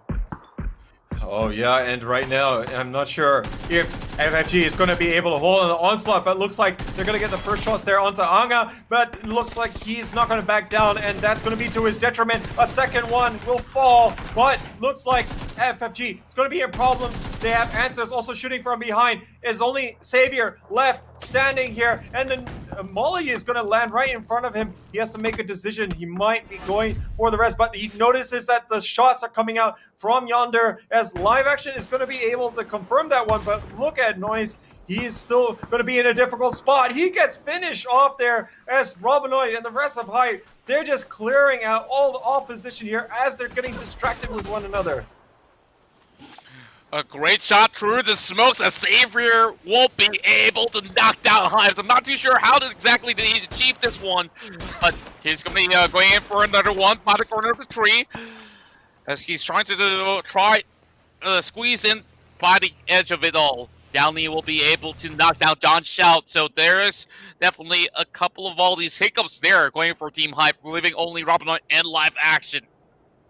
And with Robinoid just focus on Downey, he's not able to go and support the rest of his team members, and that's allowing the likes of Savior to run rampant here at the moment. He's getting in close and personal, looking for the final kills here, but Live Action is knowing what's up here. He's going to be able to catch him out, and now Downey is going to be the last surviving member. 12 kills here for Hype. They are looking to close things out. They want to secure that $1,500 in prize money. Answers, he's going in for the close range here, and he's going to get it. Hype getting 13 kills as they get yet another chicken dinner. Another 2 in a row here are coming in for a Hype. They've done it before and they've done it again here in the final day of it all. And of course, this will mean that they will leapfrog even further away from the rejects. And Spaggy, of course, was picked up by PMA. He tried his hardest to survive, but games after games, the rejects seemingly have lost that tempo that they used to have. But of course, later on, we'll see another round where it's going to be the very last game, as now we celebrate another chicken dinner for Team Hype. Answers, John Shout, Live Action, Robinoid, again, all around towards the end. And I think that has really characterized a lot of the wins that we've seen coming out from them. They've definitely managed to make the teamwork aspect work quite substantially in their favor. And that has yielded the 6 chicken dinners. That's more than any other team so far here. And if only they're able to collect more points on the off rounds as well, then they would definitely be very much in the thick of things there with the Battle Arena Elites players. But yeah, that was definitely something that these guys can definitely be happy about. And there's still another match here to make it even closer and put even more distance between them and the rest of the pack, and really put that statement. And as we are drawing things to a closure here, we're going to be taking a short break. And when we come back, it's going to be the final round of the Grand Finals here in the PUBG Singapore at Malaysia series. Contract here alongside Player of the Day. We'll be coming right back at you after this short commercial. Rolling down the lonely roads of Sanak is PUBG's latest feature, a heavily armored loot truck carrying a treasure trove of gear for those persistent enough to take it down. But where can you find these trucks? What loot do they offer, and how do you stop them? Loot trucks spawn exclusively on Sanak and originate from one of several garages located around the island. When the match starts, up to 4 of these garages will release a truck, which travels roads around the island until taken down by players. Up to 4 trucks will roam the island at a time, and another will be spawned each time one is destroyed, up to a maximum of 8 total trucks per match. These heavily armored behemoths require a large assault to take down, and will push anything in their path out of the way. They can even resist the force of other vehicles running into them. In fact, the only way to stop a loot truck's movement is by deploying spike strips, though even then the pause is only temporary. Still, a stationary target is easier to hit than a moving one. Loot trucks take decreased damage due to their heavy armor, but they do have some vulnerabilities. Attacking the trucks from the sides will deal increased damage, and explosive weapons such as the Panzerfaust, which now spawns in Sanak, pack a heavy punch against these trucks as well. As the trucks take damage, they'll drop containers of loot, and give even more once destroyed completely. This loot can contain level 3 gear, and weapons already kitted out with attachments. There are even 4 specially skinned weapons from a historic moment in Sanak's past. One quick note, loot truck explosions are no minor thing, so make sure you give them some room when they finally go boom. Every shot fired is a signal to enemy teams, so you'll need tactics, persistence, and speed to take them down and safely loot their treasures. These trucks often travel through the reworked towns of the island, so start here if you want a little more cover while you take them down. Loot trucks are spawning now on Sanhok, so grab your team, some explosives, and a lot of ammo, and drop in today.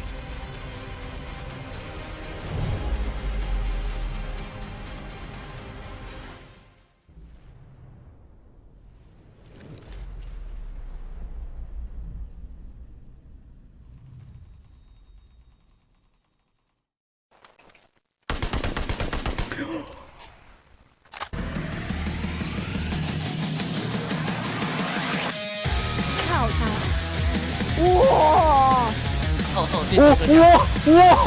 ，4、5个急救吗？저거 뭐야? Level 3 vests and helmets with the. What the f***이다. 이렇게?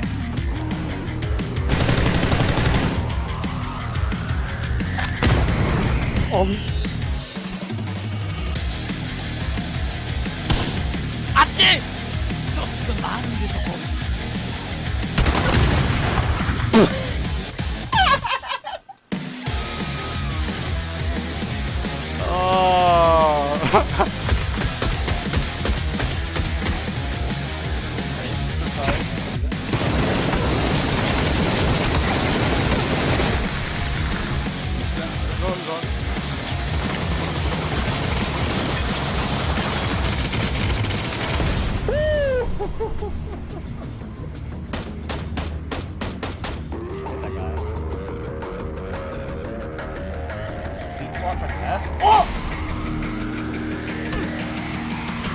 Oh, what? Duncan's M4? No! Yo, baby! Whoa!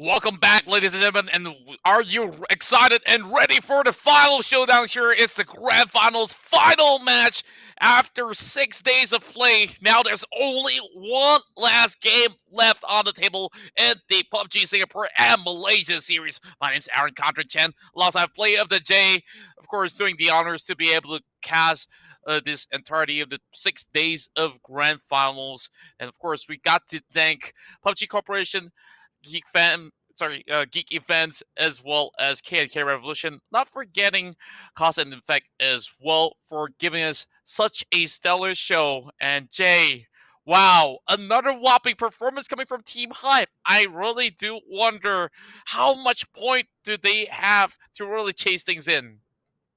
Oh, they are going to be absolutely stuffing it here right at the end.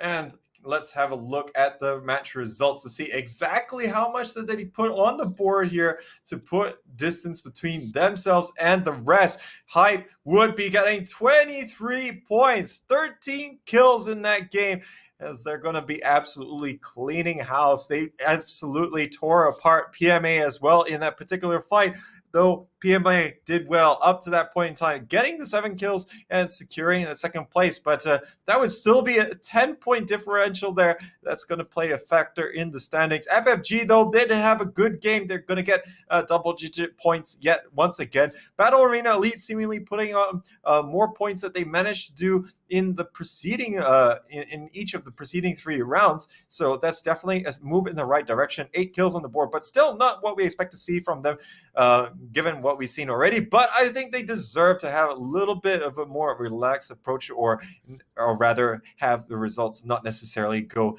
that much in their favor. Team Max and Revive Team going to get 9 and 8 points respectively. Rejects dropping behind with only the 7 points, and that's going to really hurt them fighting for their spot. Yeah, unfortunately, they were absolutely invaded in their territory inside of farm by players from Area 51 and many more to come. And PMA always been pointing the gun through those windows for a long time. And of course, they were the ones having the last laugh by the end of it all. But, Team Hype, they definitely turned on the Super Saiyan mode, going God mode on everybody. And now I'm pretty sure that they have stashed up too many of these points here from the past 2 rounds that we've just witnessed. While the rest of the other teams, of course, in this first round of Angle, some may not have that much of the kills, but let's have a look towards their overall leaderboard here. My goodness, I think we have a clear winner here, if you really want to say, because Battle Arena Elites have maintained a 100-point gap between number 2 seed Team Hype. Yeah, so there's actually no mathematical way that Hype can catch up. So I mean, yeah, it's pretty much to secure whatever placing that they currently have. But yeah, the Hype, with that result, they actually cut down the lead to 100 points. So I mean, that's still something that Battle Arena Elites did have it a bit better earlier on. 249 kills in this game, but they're going to open up a huge lead on to PMA, 29 points.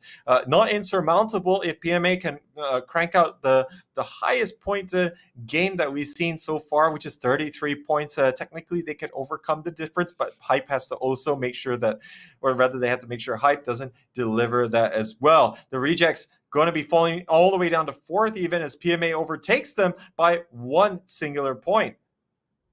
Yeah, I'm thinking that the Rejects definitely are extremely unhappy that they have been sliding from 2nd to 4th in the very final day, and with so many turn of these storylines here. While Revive Team, this team right here, they were in the short end of the stick from the start of the tournament, but they have managed to claw their way up from the dams and the gutters to really get to that number 5 spot.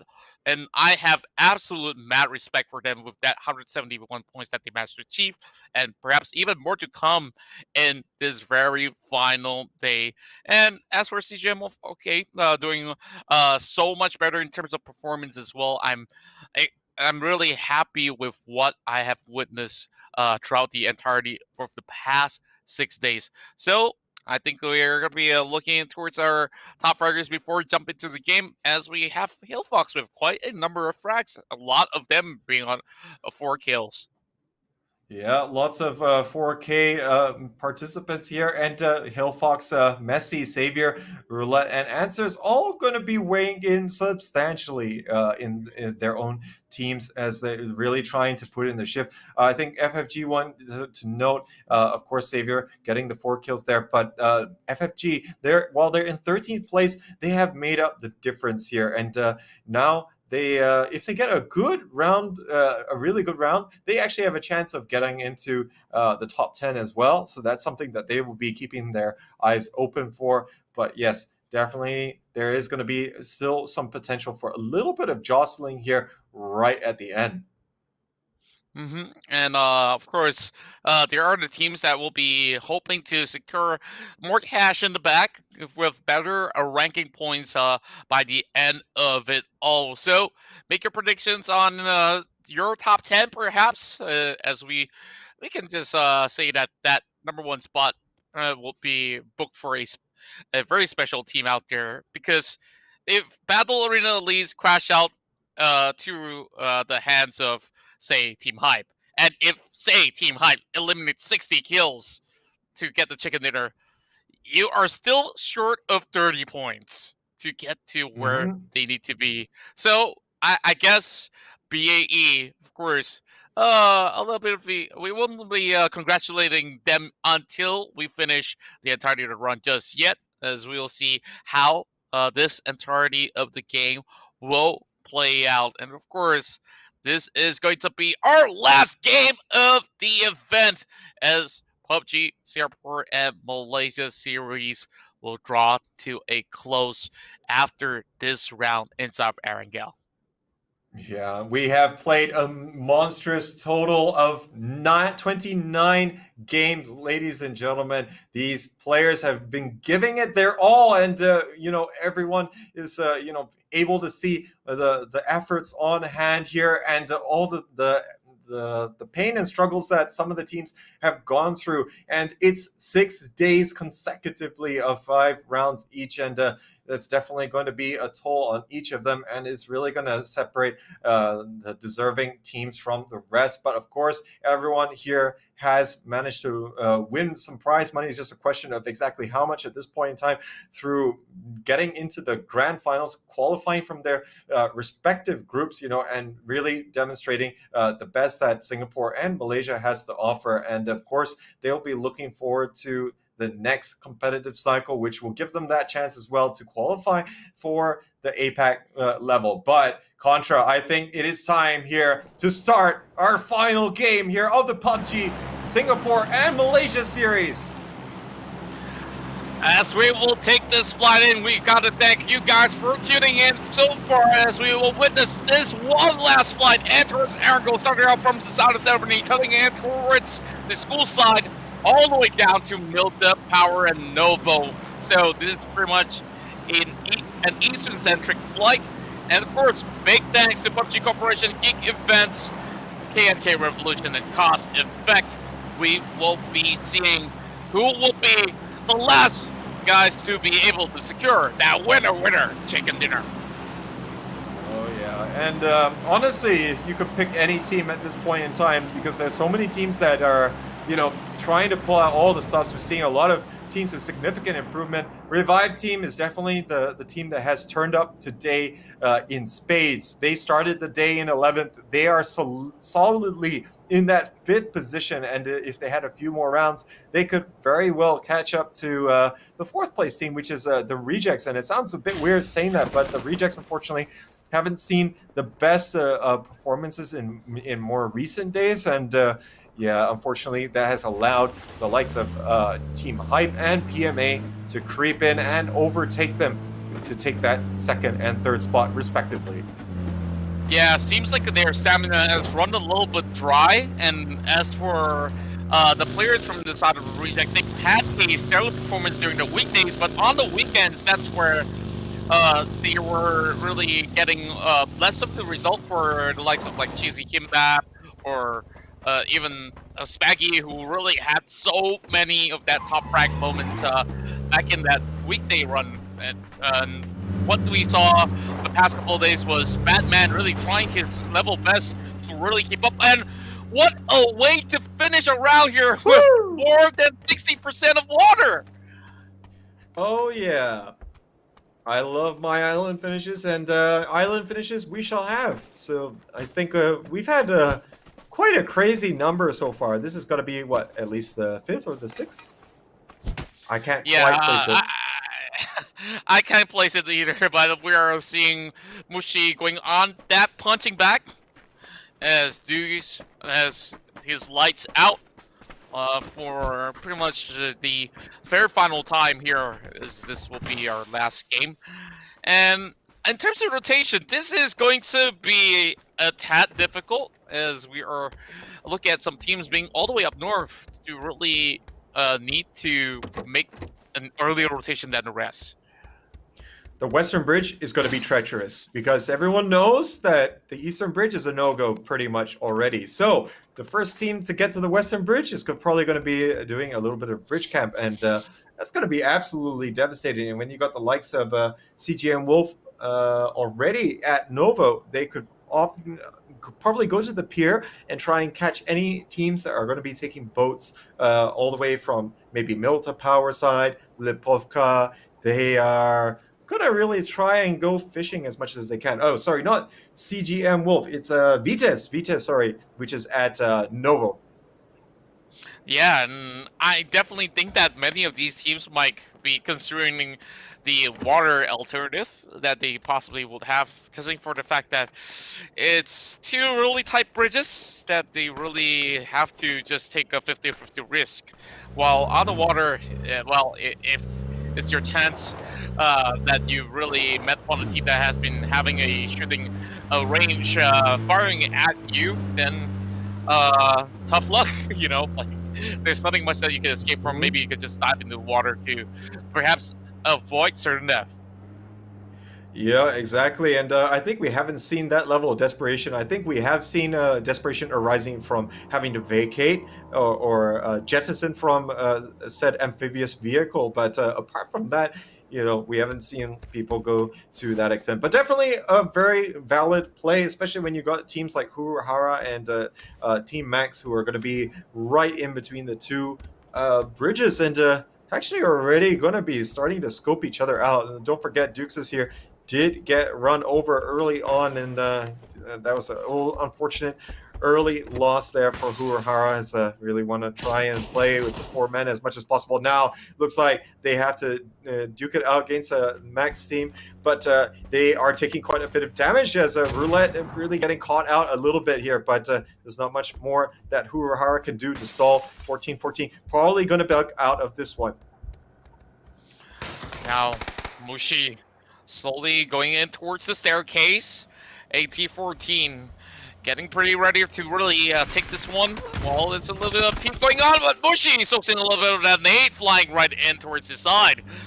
As there's a little bit more of these movement space for the side of Furuhara members, and the rescue team is not arriving anytime soon. They are about to corner the hill. Maybe they can set up shop up there to really get a couple of kills, and yep, they did buy enough time, as it will be a refrag coming in from the side of AT-14 as well as JB.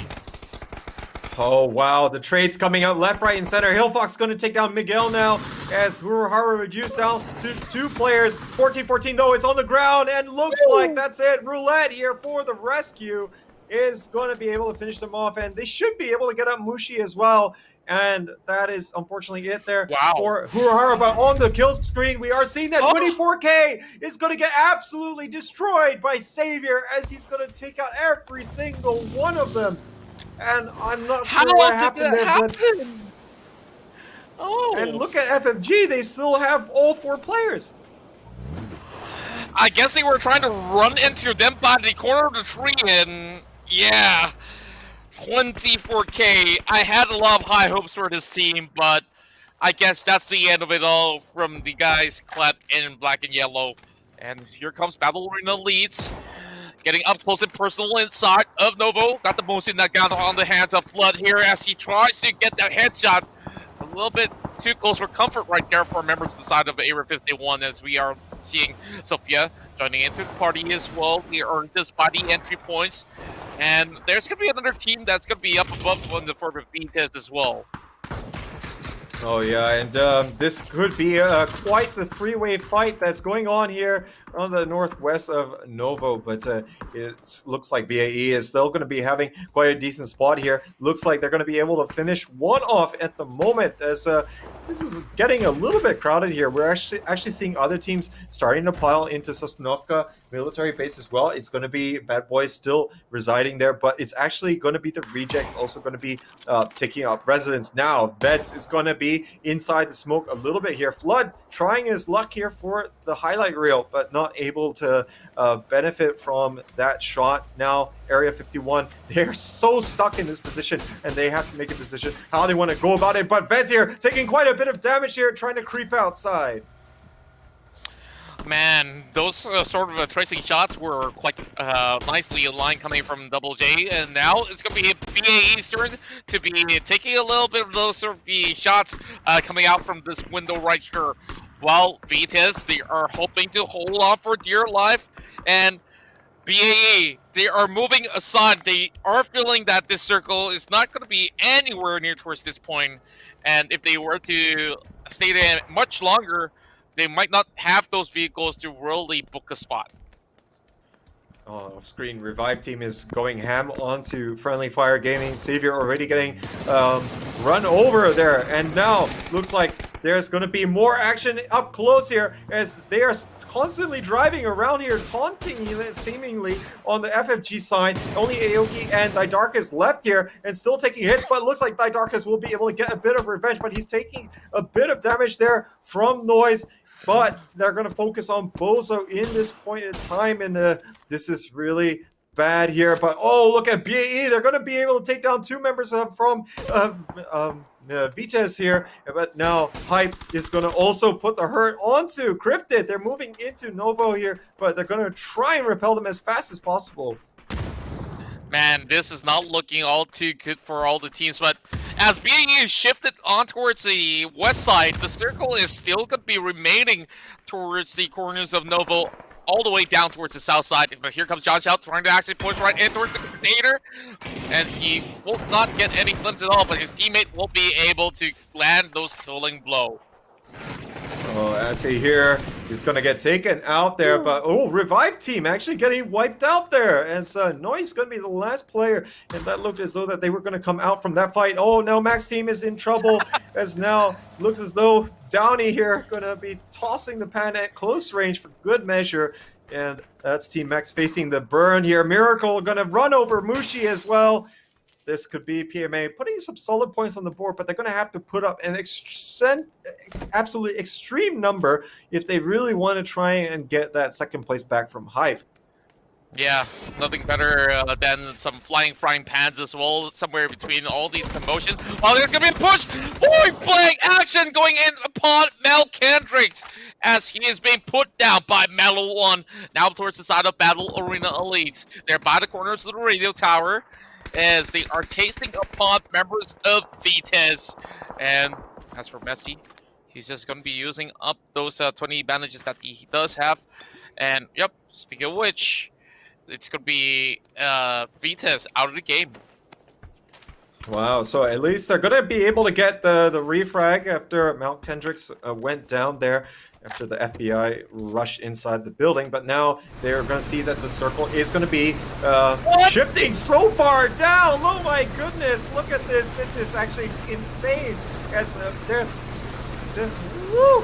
so little space left to play here that these teams, they're going to be grinded even more. We thought that already at 11 minutes, 37 alive is quite on the low side. This is going to get even more crazy pretty soon.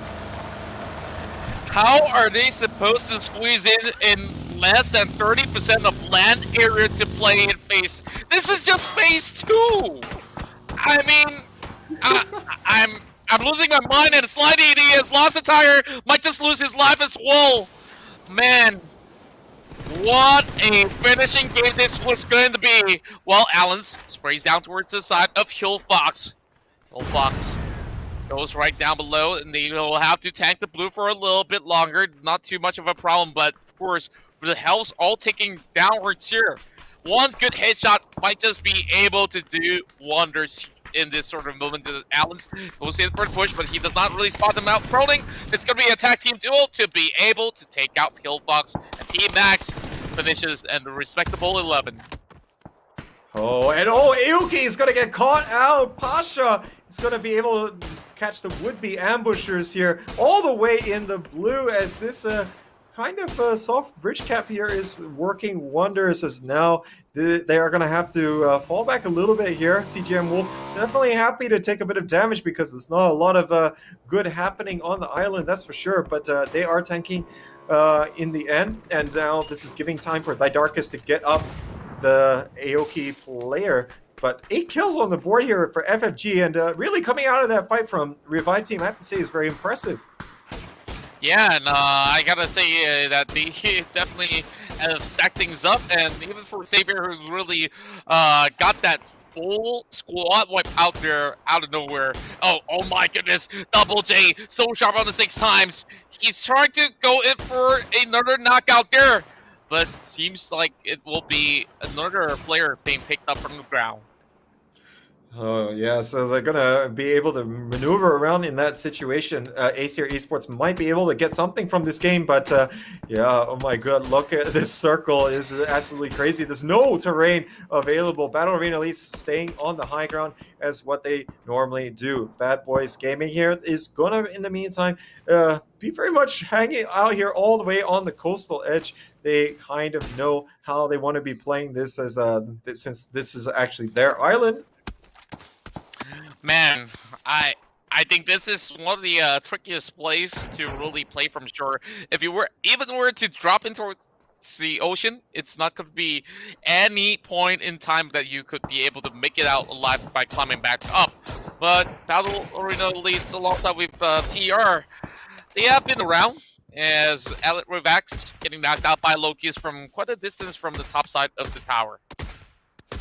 Yeah, so again, the vision granted there is everyone has to pretty much be careful on the surrounding areas. Dreams, though, going to take down Sly DD, as he's going to be able to catch the rotations coming out from them after they move in pretty late here. Pasha going all the way around the side, as they're all trying to scatter around and kind of hedge the bets, but in fact, they're opening themselves up to a bit more concentrated fire here. And now, Downey trying to catch the second CGM Wolf player. Is worming his way through the trees here. He might be able to get through, as running dry on that clip. Oh man, and here comes Macedo. He gets that sort of threat towards Josiah, while Pete so far has been trying his best to really get all down and dirty, as they will be able to get one more knock, while Flood will be able to steal that kill away with Josiah being taken down. And Double J, he will be able to walk away alive, but he's still not in the clear with those bullets flying up in the air. Oh, Battle Arena leads, not letting Double J breathe for the moment, but he will still make it in towards the east side. Robin Noy getting that knocked on towards Sophia after throwing all the Lurkus. Oh, another trade back coming in from Flood. Great cover fire, as Neferor will finish him off. The teamwork coming out there from Battle Arena Elites. They are there to pick up the pieces, and now they want to put it to Team Hype, but Team Hype, they've got other plans, as John Shao takes down Neferhor. They're moving in to finish off Flood here. Neferhor is already going to be thirsted, but Flood is going to be able to take down Answers first. But this is still going to be difficult. They're pushing up the hill. Live Action going to take full advantage of that, and now it's going to be only Loki's and Sophia that is left, but at least they can be in that gatekeeping position. Aoki forced to go for a little bit of a guerrilla warfare play here, but there's still going to be the 4 members of the Rejects all in front that he has to be a little bit careful of, so he's going to at the very least be here on this slow edge of the circle and can take his time. Bessie now gets a little bit of that knock, but Sophia lost out with Loki's once again. These duels here has been put in the extra hours here to be able to shoot so sharply, leaving only John Chow behind. It's a battle between the number 1 and the number 2 seed here, as there's going to be another flank coming in from the right side. And that will be the last hurrah there coming from John Chow, but a really respectable play, as he has been absolutely outgunned in this draft. Yeah, not much he can do there. M0 down to 1 HP. He's getting absolutely peppered here by CGM Wolf. Oh, and Miracle is going to be the one to finally catch him out, and it's actually from the other direction, so it's not going to help him out there. And now, at least he did manage to get the smoke off. It does allow his team members to maybe get into position to help him. But now, of course, the likes of PMA, they're going to be watching out there. Demon Eater trying to move in here from the blue, as he's going to be trying his darndest to get ACR back into the top 10. Man, I don't think that he'll be picked up for anytime soon. As for the likes of M0 right there, FFG, they are taken out already with Kambat nailing that final blow right there. And yeah, at that sort of position, whether you have the smoke or not, I think he's still going to be a sitting duck, nevertheless, with so many of all these guns pointed at him from the western side, as well as the radio tower that we speak of. And Downey, this time, has been reaching towards the south side. Not going fishing just yet, but Miracle will be able to really bring the pain towards Spaggy and M0. Yeah, so unfortunately Spaggy didn't get the smoke grenade there to further the assist there, and in the end they're going to give 2 points there for the likes of PMA. CGM Wolf looking to try and push the envelope here, but there's going to be the rejects. Cheesy Kimbap taking a lot of damage here. Pocoyo with the shots in the back, and he's going to be pretty happy with that. But Pete's here is going to be weighing in from the far side. There will be further advancement coming out from Allen's, but they have to keep on their toes. The Battle Arena Elise has got some good vision on the side. Might be able to do something there. Pocoyo with a nice golden AK-47. Yeah, and pretty unfortunate happenstance for Cheesy Kimbap. He was guarding that angle for a really long time, and the moment he says, "Okay, I think it's clear," I back away. And once he turns his back, that's where all the lead has been sent towards his side.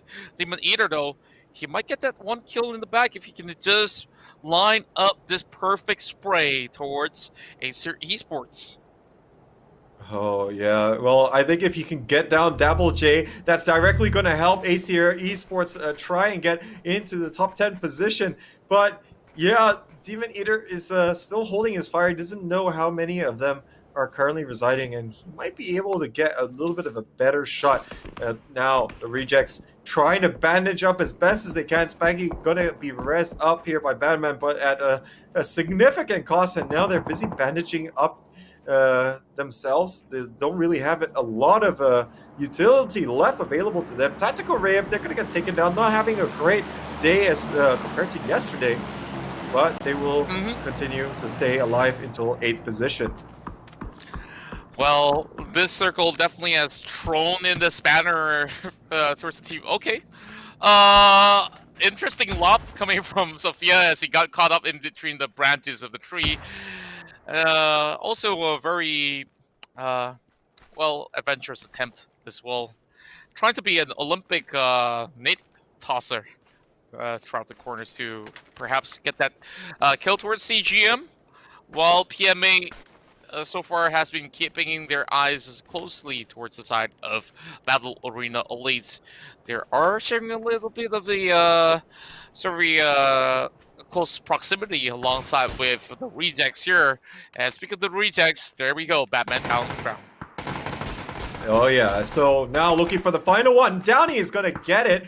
So that's going to be 8 kills on the board. And now they spot out Battle Arena Elites as well. PMA having a great round, but they're going to have the best round if they want to get it through. And now there's not enough people left on the field for them to catch up the team hype, I do believe, but they are still going to go ham at the opposition. Currently, Sophia and Loki's looking to rotate into a bit of a better spot. Loki's actually running out in the open.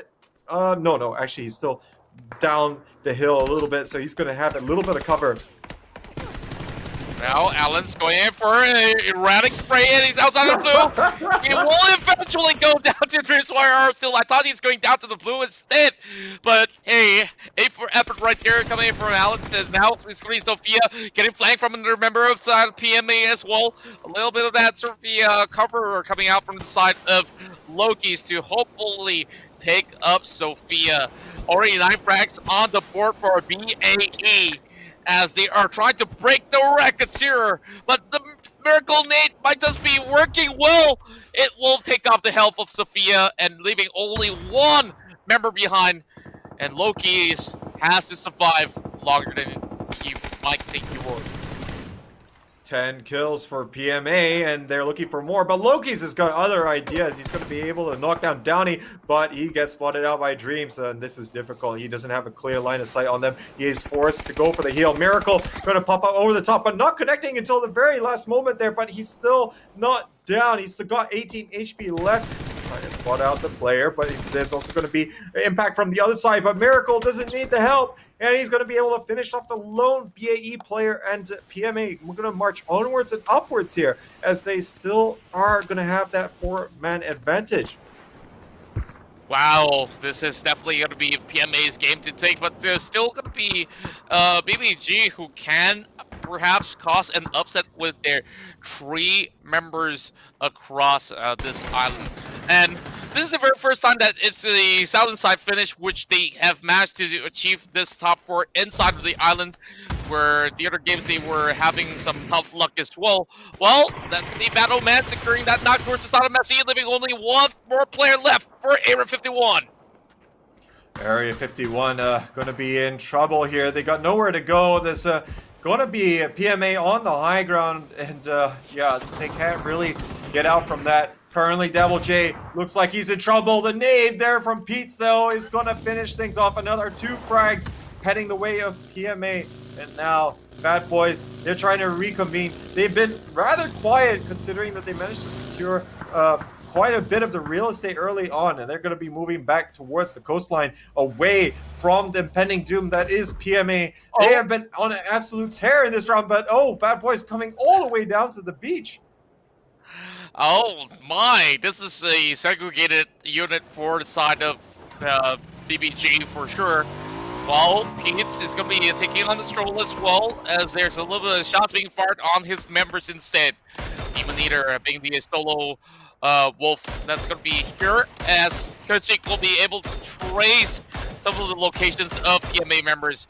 Now that they've already spotted out Kochik's position as well, they have a rough idea on how they want to close out this game. But this circle here, if it goes all the way in towards the middle, man, I don't know, like, we might even see some desperate attempts coming in from PMA. Oh yeah, and just imagining the kind of circles that we could still see. Whoa, the bite just going absolutely flying there, and Pete's though is gonna get taken down by that second nade. Inch perfect there from Zum, and now Bad Boys could fight back here. Bad Old Man is gonna be on the high ground trying to duke it out with the right flank of PMA. But so far, nothing much happening there, as there's still going to be enough smoke cover. But Bad Old Man's going to still try and do the damage here. But the shot's landing for Kachik. He needs to try and get some more. The spam for the Mini 14 not going to be able to deliver. And the PMA might have to take this a little bit slowly, as I'm not sure they're going to be able to get Pete's back up. Well, they do have those long-range scopes that they could possibly utilize from the corners of the coastal shores, while Downey might be able to dish out a little bit more damage, but they are missing a couple of blanks here. Well, Kachik now down to 20%. It's already on the rush, but Dreams Warrior, he might be able to revive Pete. Oh, and Dreams coming in at this close range right now. And so is Downey to try and hold the fort here. Zum shooting from... No, sorry, Kachik is shooting up from the high ground. Zum already down on the ground. And now this looks a little bit precarious. Demon Eater is still going to be relatively passive here. Bad Old Man is taken down. There's only 1 remaining member here from Bad Boys, and also the likes of Demon Eater. But Kachik forced to prime the smoke, and not sure that he's going to be able to do it against the 4 players of PMA. They are looking for their next win on the board. they would be tied with the likes of the Rejects. Oh no, sorry, not tied, but tied with Revive Team for a total number of wins with 4 if they get this. Well, now it's going to be a single unit left for the side of PUBG as they will crash out. They should have stick towards the unit, but hey, top 3 finish is still a very good run for the side of PUBG. Well, playing a little bit of hide and seek, it's going to be Demon Eater saying catch me if you can. But we've seen some miraculous plays before. Can he pull off a 1 versus 4? Now it's time for us to see whether or not can Miracle and the rest of PMA close out the entire game with a 17K and a chicken dinner. And Demon Eater, he might have secured at least 2nd place here, but now he has to face the full might of PMA. They close things out, and it's a 17-kill game. Not quite the 33-pointer that they had before, but it is pretty impressive in its own right. And they're going to take our ultimate round win here to close things out for the PUBG Singapore and Malaysia series. Yes, indeed. And PMA, now with this big win here, they may stand a chance to get back at the level against Team Hype. And hopefully they may be able to clinch that 2nd spot. Congratulations, as they have secured the ultimate round of the PUBG Singapore and Malaysia series.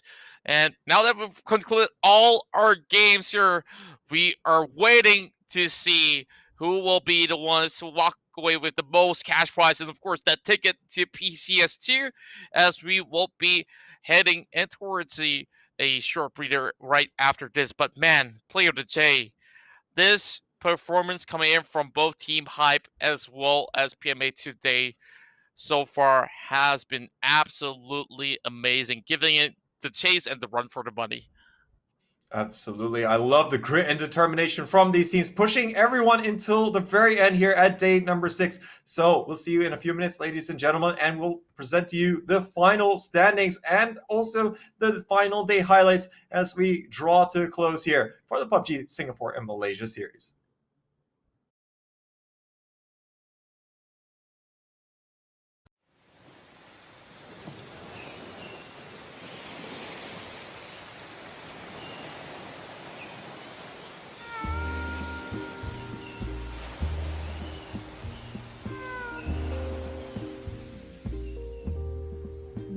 You work for these people, and I think it's a little screwed up that you act like you're better than us.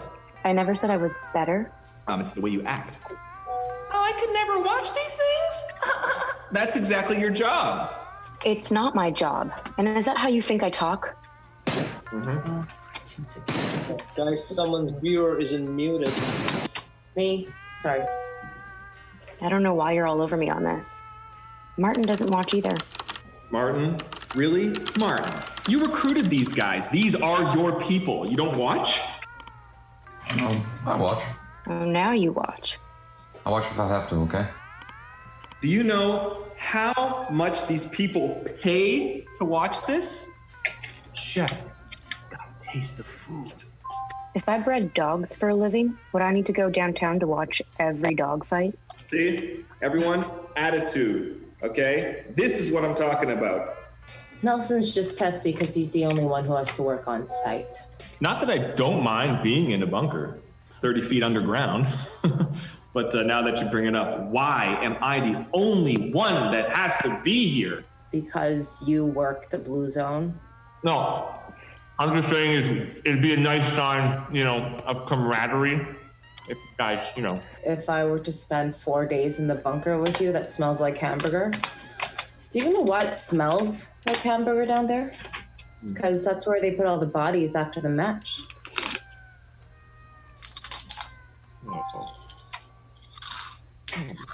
Hey, is anyone else still getting the interference? Audio or video? I'm still getting both every time the blue zone moves. Which camera share? 4, 5, 14, 15, 27.